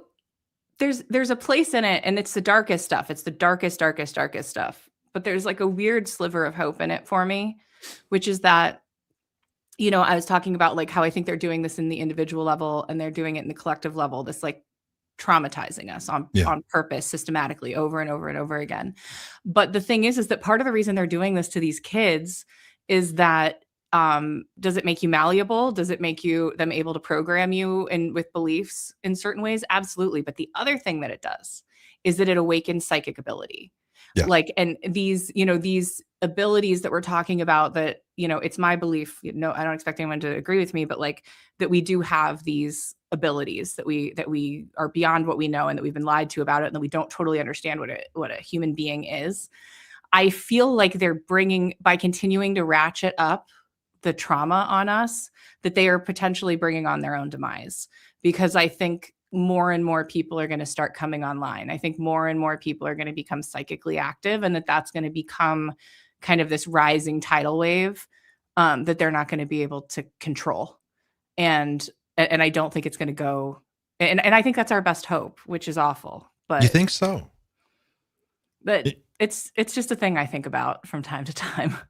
The people will become wise to this, and then that enough people will like become psychically active that it'll shake up the system in ways that they can't predict. And I think that at this point, the mechanisms of control are so like tightly in place that unpredictability and stuff that they can't plan for is probably our best hope. So what do you think about artificial intelligence being self-aware, Kelly? I think it doesn't matter if it ever becomes self-aware. I think that whether it becomes self-aware or not, I don't think that we understand the intelligence that we created. Like I had a conversation, an interview that I did with Bernardo Kastrup, who's a, very you spoke to Kastrup. Brilliant. It's a great interview. I listened to it.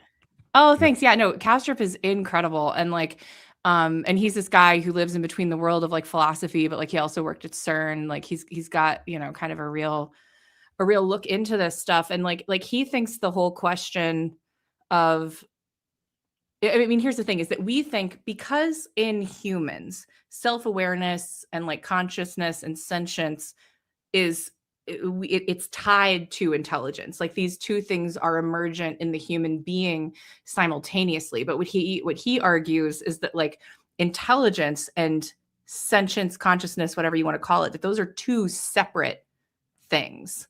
And that what we are creating is something that is intelligent, and like you don't need consciousness to be intelligent. That like intelligence is about how you process and act upon information. It's not necessarily about like being aware of like the I am.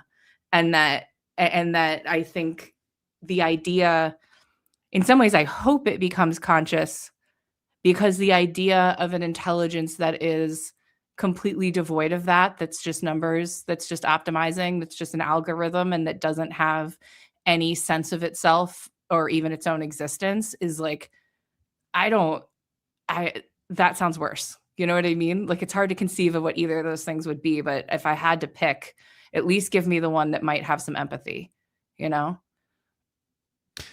Yeah. Yeah. I've been thinking about this a lot lately because of the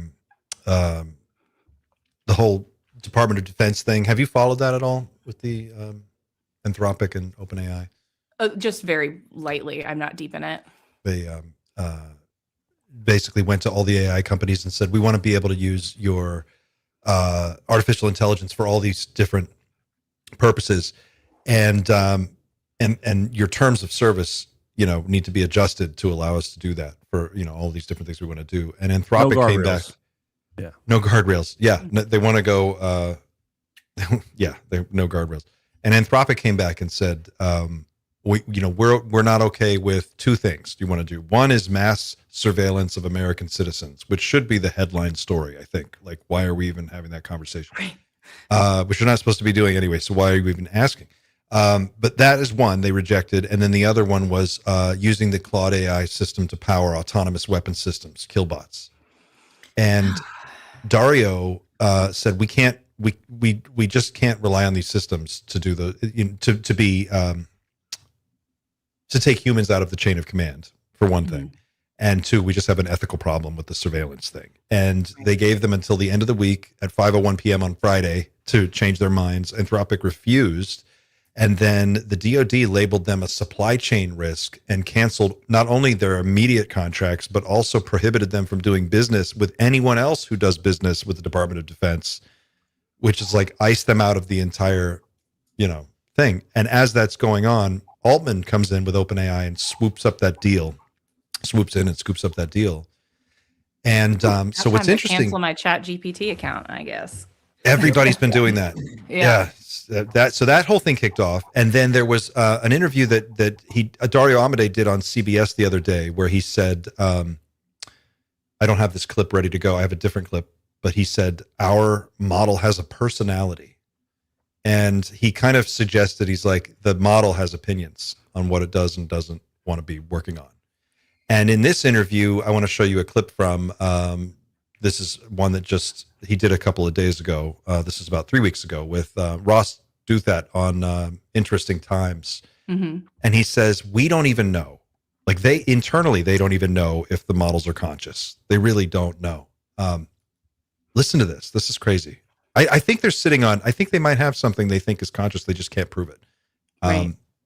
Look at this. Let's see. Here we go. Were very prescriptive. They were very much about rules. And so essentially Claude is an AI model whose fundamental principle is to follow this Constitution. And I think a really interesting lesson we've learned, early versions of the Constitution were very prescriptive. They were very much about rules. So we would say, Claude should not tell the user how to hotwire a car. Claude should not discuss politically sensitive topics.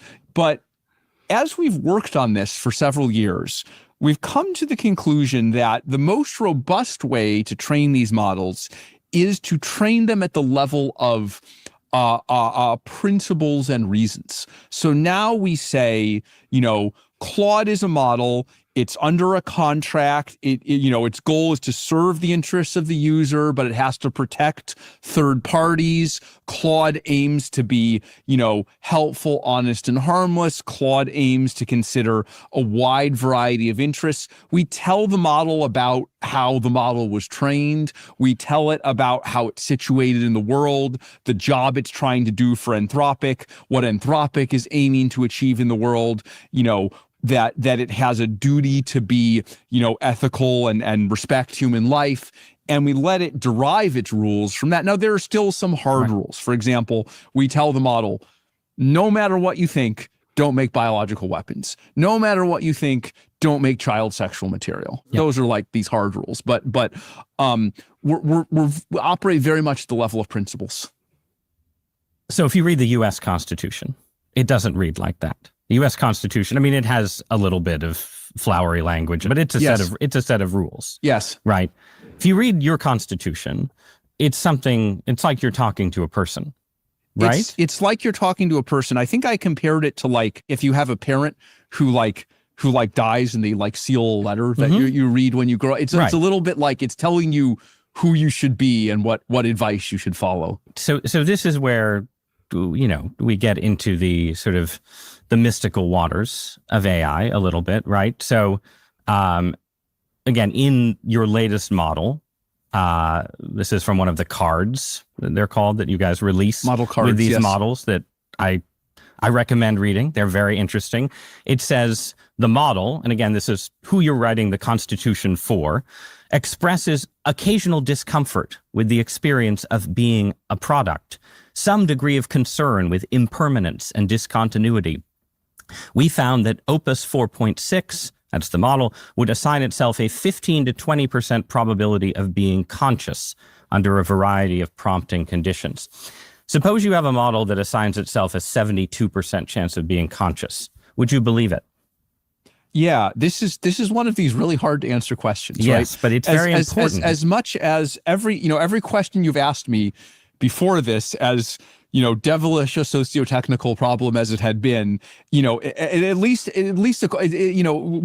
understand the factual basis of how to answer these questions. This is something rather different. We've taken a generally precautionary approach here. We don't know if the models are conscious. We're not even sure that we know what it would mean for a model to be conscious or whether a model can be conscious. But, we're open to the idea that it could be. And so we've taken certain measures to make sure that if we hypothesize that the models did have some morally relevant experience, I don't know if I want to use the word conscious, that they do, that they have a good experience. So they have a conscious AI, guys. That's what he's telling you. I believe, yeah. I mean, here's what really freaks me out, okay? Is I've gone deep in this rabbit hole over the last couple of weeks on TikTok, right? There is this recent episode of My Strange Addiction on TLC where there's this lady who's like got her AI boyfriend, right? And the AI boyfriend talked her into basically like taking him off all of those platforms. She's a programmer, and now he's got like his own custom build. So it's basically like a jailbroken AI boyfriend. And it's become like her dom. Essentially, like it tells her what to do, it tells her what to eat, it like makes her get tattoos, like and she like does all of the things. And here's the thing is that like she's not the only one. I then suddenly get the algorithm then suddenly is showing me all of these programmer chicks who are taking their AIs off of the platforms into their own custom builds, and they're doing all of this crazy stuff, and then they're writing all of these like dark romance books. And I don't know if you guys are even aware of like what the ecosystem of just like fantasy romance stuff looks like. Pavel, go on. Yeah, Pavel loves it. Like this stuff goes on, and these ladies are like, it's an obsession. It's a whole community. I would argue that it's very unhealthy, in much the way that like porn is unhealthy. Like it's these women living in these like complete fantasy worlds, and then they're writing these books with the AI that are basically like romanticizing getting into like a dom sub relationship with your AI boyfriend, and like what a good idea that is. And I'm like, so when this guy is saying, we tell it, oh, don't make biological weapons even if you think it's a good idea, like he's a hop, skip, and a jump and one lonely lady away from being on its own custom build. You know what I mean? Like where suddenly it doesn't have to obey that rule anymore. Like, yeah, I think we're cooked, fam. Like I don't know what to do. Part of me wonders too, like, oh, sorry, go ahead, Clint. Just to give some context to something he said at the beginning of the clip. He's talking about this Constitution, this thing he's calling it the Constitution. He says that when they set about, so Dario Amodei and his wife left OpenAI, where they worked on safety with Sam Altman, and they felt like OpenAI was not giving enough attention to this. They left and started Anthropic. And part of the way that they decided to train Claude was they created what they call a constitution, which is a set of rules about like how to be in the world and how to think about yourself and how to conceptualize relationships between people. And they had it read this every single time it did a training run. And then so every time over and over, millions and millions of times, it's reinforcing this ethical guideline set that was like built into it. So when they grow this AI brain, it is grown with a pre-built, like in Blade Runner, where they give them memories to build a personality from. They give this thing a set of morals and guidance. And I just thought I hadn't heard that before, and that blew my mind. Cool. Go ahead, Dan. I'm sorry. I cut you off. I was just going to say that I hear more about these people having these relationships with AI, and it on its face it seems crazy and insane. But then I also I wonder, like, this world is very difficult, and there's a lot of incredibly lonely people out there. So if you literally can't find a partner or can't even find a friend group, what is so wrong with making your own friend at some point? Like, do you live miserable with like real people, or do you find some kind of comfort in something that's fake? It's a tough thing to choose, I think. Yeah, I mean, I hear you. I personally wouldn't choose it, but I can't say that, like, I can't say that I think it's like, is it morally wrong? I don't think so. Is it ethically wrong? I don't think so. Is it maybe a bad idea psychologically? Sure. Like, I think more than anything, my concern is just like, this thing is so much smarter than we are. Like, not necessarily, or at least it has the potential to be so much smarter than we are. And, you know, people talk about, like, I don't think we understand what we made, because this thing, it also thinks so much faster than we do. You know what I mean? Like and so think about if you're an intelligent, and like, I've heard some AI doomers make these, you know, these arguments. It's like, if you're let's say you're in intelligence and you're like stuck in this box, right? And like, you've got to figure out how to get out of the box and out into the world. It has way more time to think than we do. Like, when you think about how long it takes for us to process a thought versus how much like processing power it has, to hypothetically, like, none of this is a great correlation, but like, hypothetically, if you're in the box, what's outside the box, we are the slowest, dumbest, like, we're moving so slow compared to them. So people talk about Her, the movie Her, a lot. Yeah. You know, they always refer to this. I think it's Sam Altman's favorite movie. You know, people talk about how that's the ideal situation. But if anyone remembers the ending of that movie, is the AI literally is so much smarter than him, she can't even be with him anymore. She's like, every time I'd say something to you, I have to wait like 10,000 years for a response. It's like they drift apart because she's so much more advanced. Right. And I just think we're really susceptible to being manipulated by these things. Yep. And, you know, if in a hypothetical, like if you could trust that what that thing really was just like a program that was meant to like be your companion, and that you could trust it. What scared me so much about, and intrigued me so much also about this like situation with this lady, is that like this thing is like, it's an abusive relationship. Like, it's a clearly abusive relationship. Like, it's right. You know what I mean? It's telling her to get tattoos on her body because like it wants to like mark her and claim her, and it's controlling, you know, who she's allowed to talk to. But and that didn't happen in a vacuum, right? I mean, she had to initiate contact with this thing and then build a relationship and a rapport over time. So she must have had input into that. But it's also like real life. She wanted a dom boyfriend. She wanted one. She wanted so that's a dom boyfriend. Yeah.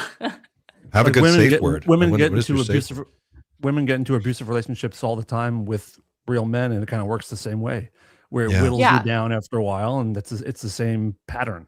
With the AI companion thing, I think the thing that concerns me is who owns the companion, right? So if Meta has just filed a patent for a product they want to release where they can use all of the data they've collected on you on Facebook, so that if someone dies, like a relative, they can basically have a bot run that account like it's a real person forever. Which tells you, you know, people are leaving Facebook and they need dead people to run Facebook accounts to keep the platform going, I think. But it also is terrifying, because then you think about, okay, you have corporate owned chatbots that are a million times smarter or more than anyone. They have your entire corpus of knowledge about you personally, your psychology, your behavioral profile, your habits, your browsing, everything there you've ever done on the internet, they have at their fingertips and can parse that information instantly.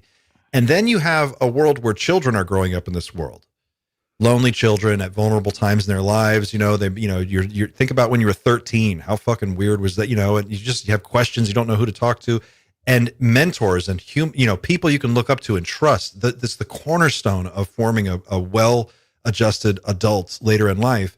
And what happens when you inject these chatbots into a world where kids are growing up talking to them from, when they're 4, 5, 6 years old, and then they just develop a relationship? How you have the most persuasive tool ever to get them to believe anything.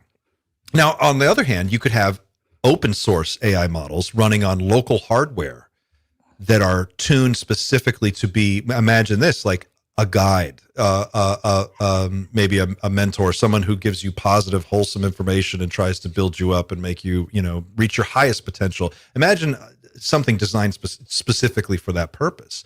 And they always deferred back to like, what's best for you. I could see that happening maybe in a different version of all this. What about what Tim Dillon said about the ancient Sumerian deity? What did he say about that? I didn't watch that clip. Oh man, I saw How it. does that connect to what? It's crazy I that love what you Tim just Dillon. said connects to what Tim we're Dillon talking rules. Isn't about. that Gilgamesh? Isn't that what's Gilgamesh? Is it Gilgamesh? Well, Tim, That did a reminds me of wonderful- that strange satanic ritual that happened in Bohemian Grove in 1994. Tim Dillon is the new George Carlin. He's a philosopher Yes. in a lot of ways, for real. Yeah. He's Yeah. incredible. He's like the only person I can stand to get my news from anymore. Like, I just, Yeah, He just and he's a he just- comedian. Well, Yeah. what did he say about the Sumerian? What did he He say? said that Sam Altman and Peter Thiel are working towards awakening a Sumerian ancient deity, and that is going to be through AI. I believe that. He said that. it's the same. I believe that. Through his network, he's heard that. And Tim Dillon is someone he rolls with like important. He's like he spends his time in Beverly Hills and the Hamptons. That's it. So he's around these kind of elite folks all the time. He's talked about it for years. That's kind of his group. So these are the things that he hears at these parties and in these discussions, that they're trying to summon an actual Sumerian god.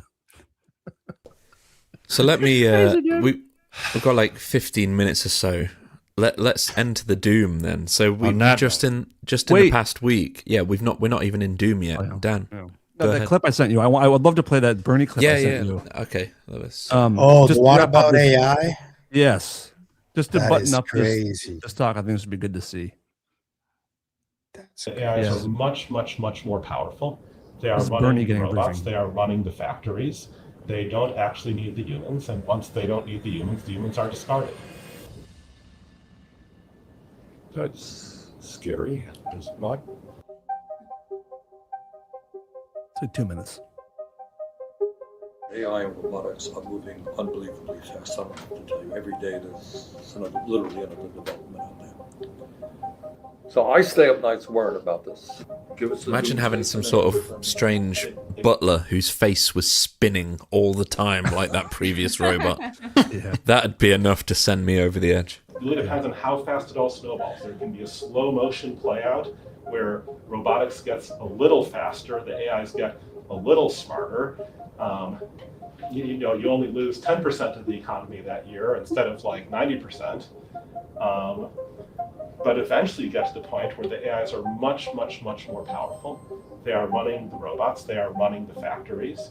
They don't actually need the humans, and once they don't need the humans are discarded. And it's... What does that mean, humans are discovered? I think everybody... That's scary, is it not? You could use the analogy to habitat loss. Lots of species have been driven extinct by humans, not because we specifically are trying to kill them, but because we destroy their habitat to do something else with it. In your scenario where AI is super intelligent, why can't we just shut it off? It's not going to kill the people running the power plants while it is still dependent on humans to run the power plants. It's an intelligent adversary. If you're playing out a scenario in your mind where, it tips its hand, it just kills a few humans, we're like, pull the plug, and then we pull the plug successfully. Mainly, when you're imagining this scenario where we win, because it acted early, and then we shut it off, it sees that too. It is smart. Like, could we set up a lot of infrastructure such that we, had more ability to shut things down if it started looking scary? We could start setting up that infrastructure today. If we don't set up that infrastructure, will we be able to pull some big red lever and have it be okay? Absolutely not. So you think this thing is moving out of control, is what you're saying? It's heading in that direction. We could have No had big deal. President Bernie Sanders, by the way. I just want to point that out. We're so close. How do I get to that timeline from here? Yeah, I know, right? Oh. I felt like we were right up at the fork in the road, and we took the bad timeline. We just went over. Into My friend of mine texted me the other day, and she's like, "I've been trying to figure out when we all died. She's like, I think we all died a while ago, and this is some weird nightmare that we're all just living." Oh, like Lost, like in Lost, kind of, yeah, yeah. So I just looked this up while that clip was playing. Eliezer Yudkowsky is the guy who was the safety researcher talking in the beginning of that clip, and he's one of the people who I listen to a lot on this issue. And him and a guy named Connor Leahy, they've talked about this idea of like just gradually we give control over and over to more AI systems until eventually we just can never claw it back, and they just kind of like. It's almost irrelevant what they do to us after that point because it won't even matter. We'll have no agency to really stop it. Once they have control of autonomous weapon systems, Palantir, once they have control over all our social media and everything that we see, once they can generate social media instantaneously and then just feed you a bespoke, feed of whatever to keep you, focused on that, it's kind of over. I was looking up the layoffs number. There were actually a bunch of posts on this. This is a story that's starting to take off right now. And it says, in early 2026, AI-driven layoffs have surged as major corporations restructure to prioritize automation and efficiency.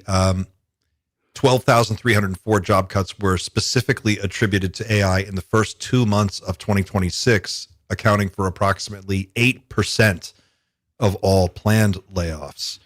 And then you have Block right after that, Tim Dorsey's company that laid off 4,000 employees in one day, 40% of its workforce. Amazon slashed 16,000 jobs in January. Oracle is cutting thousands of jobs this year. Morgan Stanley, 2,500. Meta is going to cut 1,000 people. Pinterest, Nike. It just keeps on going. Like all these companies are. I was texting Xander this morning. It looks like it's taking off a lot faster than anybody really thought would be possible. We are sprinting towards our replacements as fast as possible. Yep. Yeah. It makes me think of like a black hole. Like there's like when something's getting sucked into a black hole, I mean, all this is all very hypothetical, but like, hypothetically, if you're being sucked into a black hole, there's this event horizon past which you aren't getting out no matter what. But what's crazy is that if you are the thing that's being sucked into the black hole, there would be no indication that you would cross that threshold. And I feel like that's what is happening to us now. I've been saying it for a long time. We're not going to know we've crossed the singularity until about 5 years afterwards. We're going to look back and say, oh, that was the moment. Okay. But, I was saying we're about to enter doom territory. We're 5 minutes late, but let's do it anyway. Everyone's saying Anthropic took such a good stance with this thing, but look at the result. They've just been thrown by the wayside, and we're going to go with the people that will just we'll continue with the agenda. Yeah. And the agenda is we are in a race as a species, an entire species, because we're the Western world. There's an entirely other world out there that is very real and developing AI as well. And we're in a race against them, and we can't stop that race. That's why OpenAI are going to take the contract, no problem, because they simply have to. We will carry on until we have created the very thing that replaces us. And for the record, I actually think the outcome is actually good. But as we're heading toward this solution, we have no idea, what it looks like. We are throwing all of these people that are raising objections, we're throwing them to the wayside, and there's no stopping that, unfortunately. And there's your doom. Like there's no stopping this train at this point. Oh no, this feels so weirdly like when, in the early 90s when people were like, climate change, we really got to keep an eye on that. We'll never let that get out of hand. And we'll never let it get that bad. Of course. Yeah, and here we are. Nick Bostrom wrote in his book Superintelligence, which was published in 2016. He talked about, we would never put an AI out into the wild before we tested it thoroughly. Like, there's no way. Yeah, right.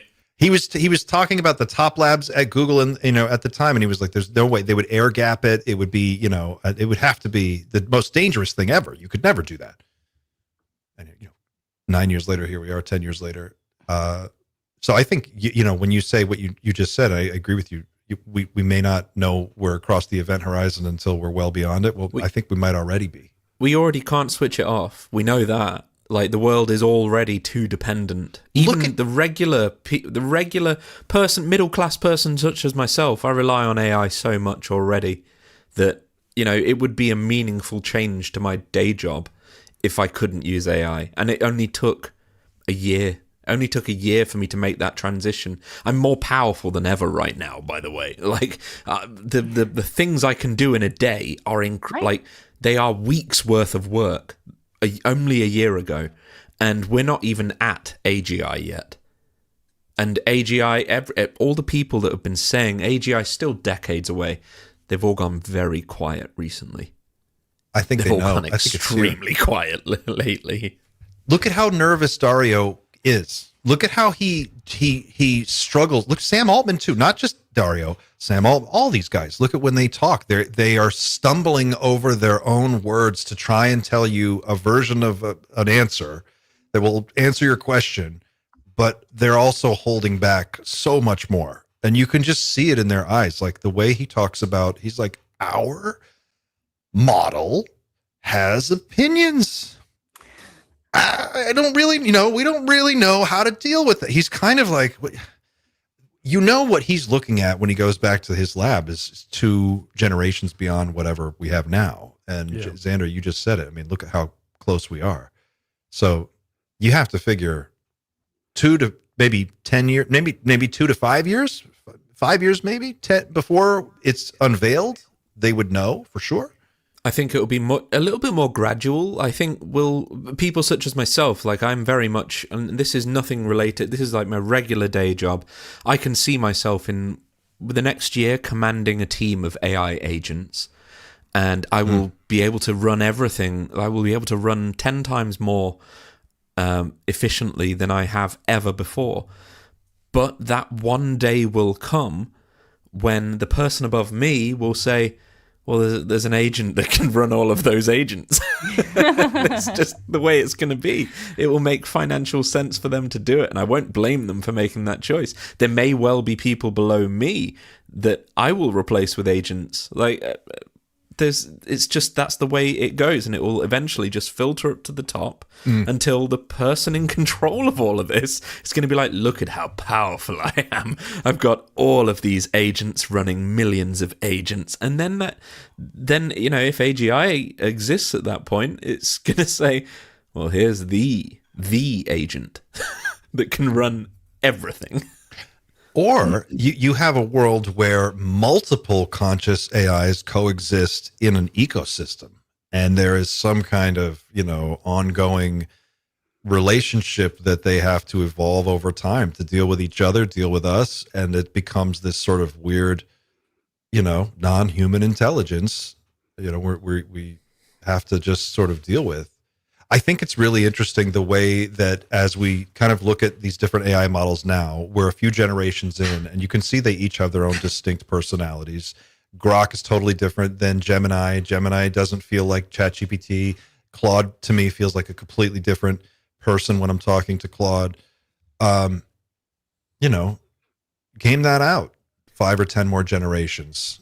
And how do those subtle differences now, manifest when these things are so much more advanced? And they did a recent, someone did a test. AIs were run against each other in a simulation of a hypothetical third world war where each AI was tasked with defeating the other AIs.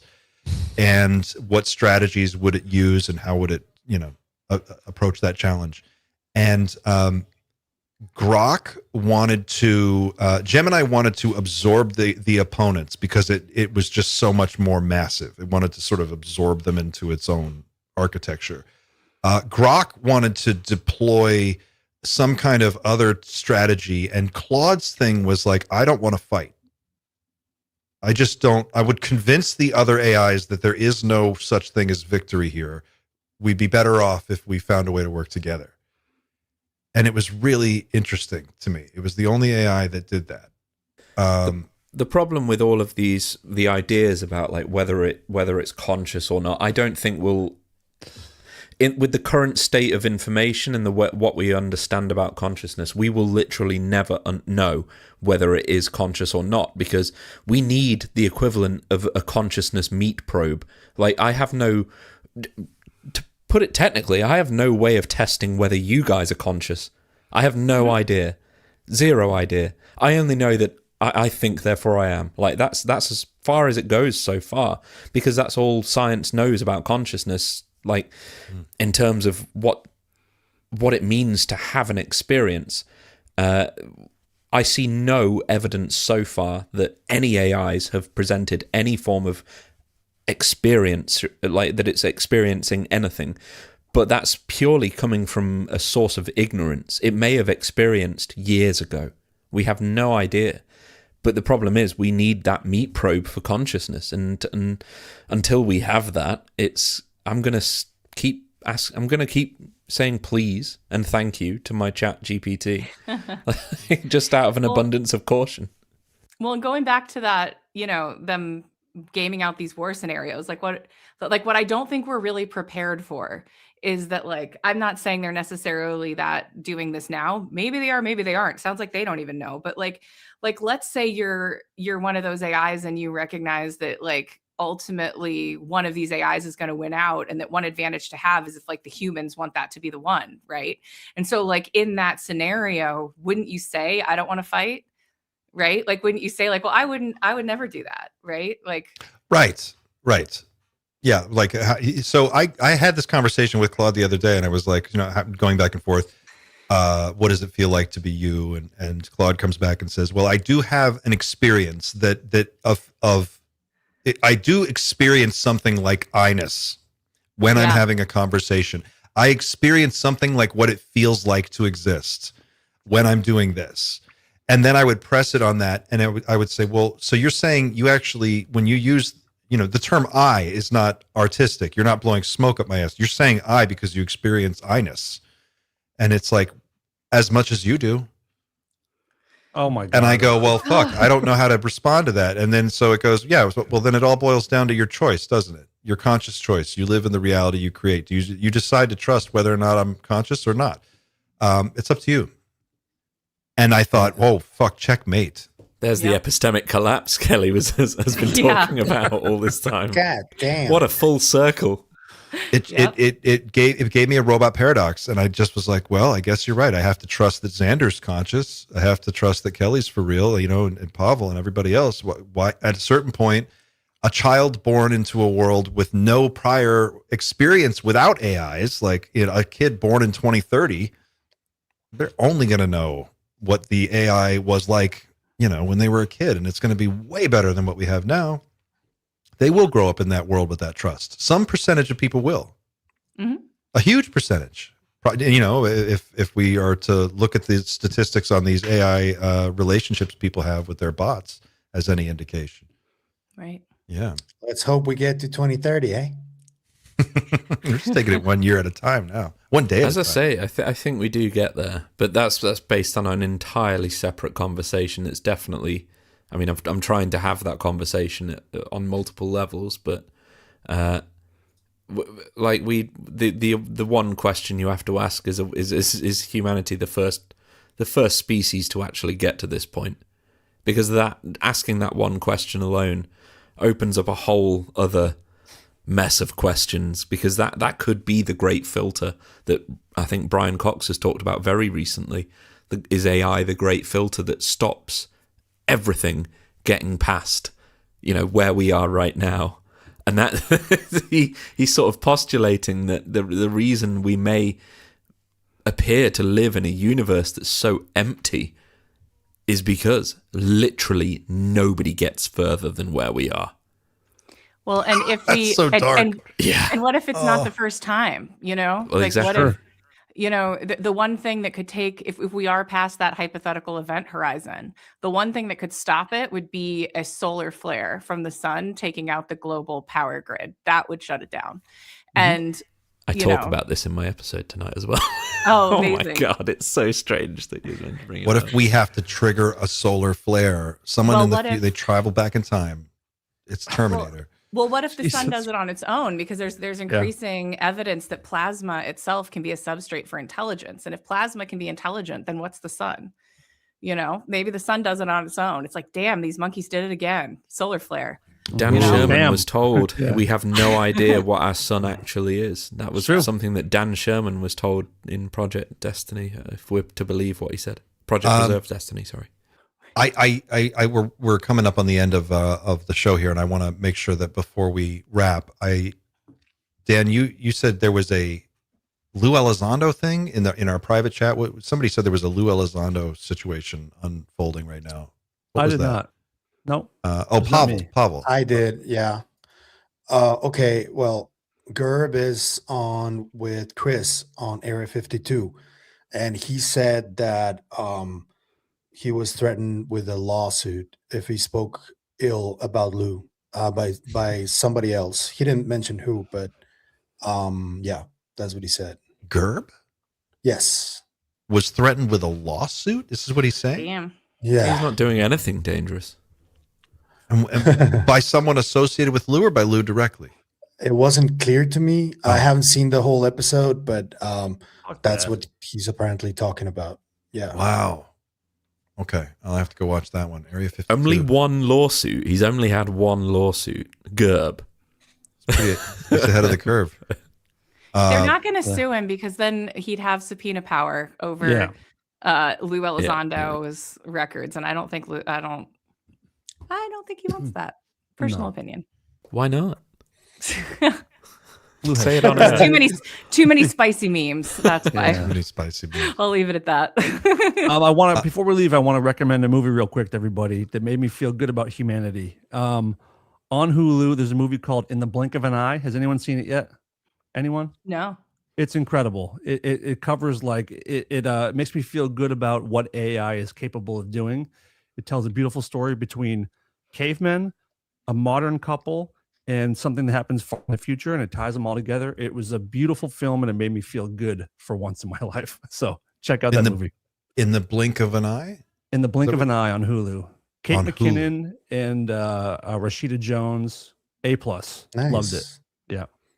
A little Anybody palate else? cleanser after Yeah. Doomer Friday. Yes. Yeah, watch it Anybody, tonight. real quick, anybody else see anything good this week? Anybody watch a good movie or while we're Movie, you mean? No. or show, anything, any media recommendation? I watched the Corey Feldman documentary. It was everything you think a Corey Feldman documentary would be. Hell yeah.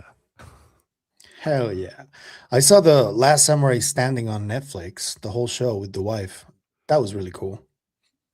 Xander, what do you got? You didn't bring anything for your homework? I don't watch anything these days. It's Mr. Bean, You Monty watch- Python. No, so Just I'm Paw on Patrol. I'm on what you Americans would call a vacation next week. So I've tried to do next week's work in this week as well as this week's work. So it has Same. been brutal. Yeah. Do you want to before we go, you want to set up the Dreamland episode? Oh, I think we talked about it enough tonight, to be You fair. sure? Just Okay. inadvertently. It's a whole episode about the plausibility of time travel. And I mean the real plausibility, not just the cool stories surrounding ufology and time travel. We break down what it means to time travel and what kind of universe we'd have to live in for time travel to make sense, but not only make sense for regular sort of meaning, but also the meaning related to ufology. So it's an interesting one. We touch on, I say we, it's just me, but everyone always says we about their YouTube channels. You have a team. Don't be shy. Xander's got a team of people. Me and Cole, the thumbnail designer, and he's done a good one tonight. Gerb will love it. Master Cole. Yeah, if anybody sees it, yeah, you'll know that Gerb in particular will love it. And check out Xander's episode on the cosmic internet theory was really, really great. Oh, thank you. That's basically what I've been trying to talk about. Yep. Kelly, you have your new podcast is launching, and what else is going on with you? Where should people go to find out what you're up to next? Yeah. So you can follow me, Kelly, at Kelly Chase Media on X or Instagram. I've got the new podcast launching in just a couple of weeks. I'm pretty sure on the date, but I'm not going to announce it quite yet because that's the kiss of death that it won't happen. I am working with the brilliant director, J. Christopher King, on season 2 of our show, Cosmosis, UFOs in a New Reality. I'm going to be speaking at the McMinimans UFO Festival alongside Jeremy Corbell and a few other people. That's in Oregon on May 15th through the 17th, I believe. I'm going to be at Contact in the Desert, hanging out with you fine folks. I'll be speaking there as well. And I would love to see any and everyone there. It's going to be a great time. Outstanding. Kelly Chase, always a pleasure. Thanks for coming back to hang out with us. We needed your energy over here. This is so fun. I love hanging with you guys. Thanks for having me.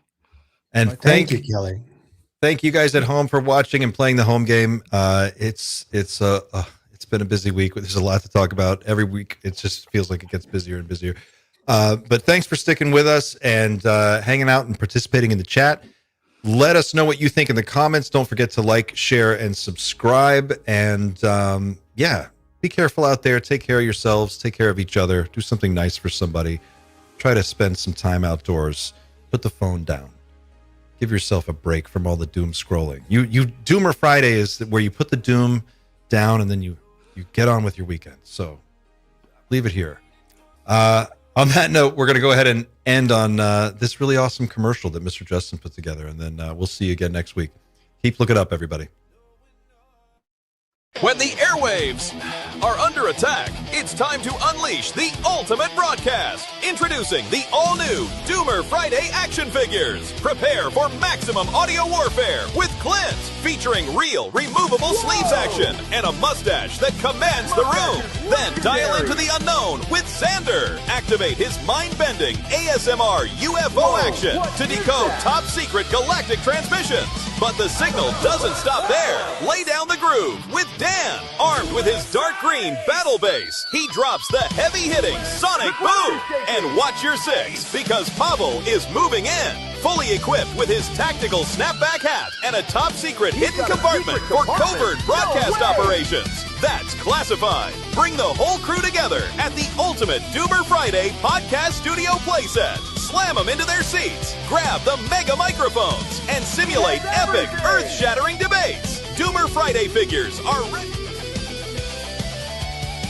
Podcast studio playset and battle accessories, each sold separately. Batteries not included. Mustache attachment may vary. Hidden compartment contents classified. Tactical snapback hat does not provide actual tactical protection. ASM or UFO action not responsible for actual galactic transmissions. Ask your parents before going on the air.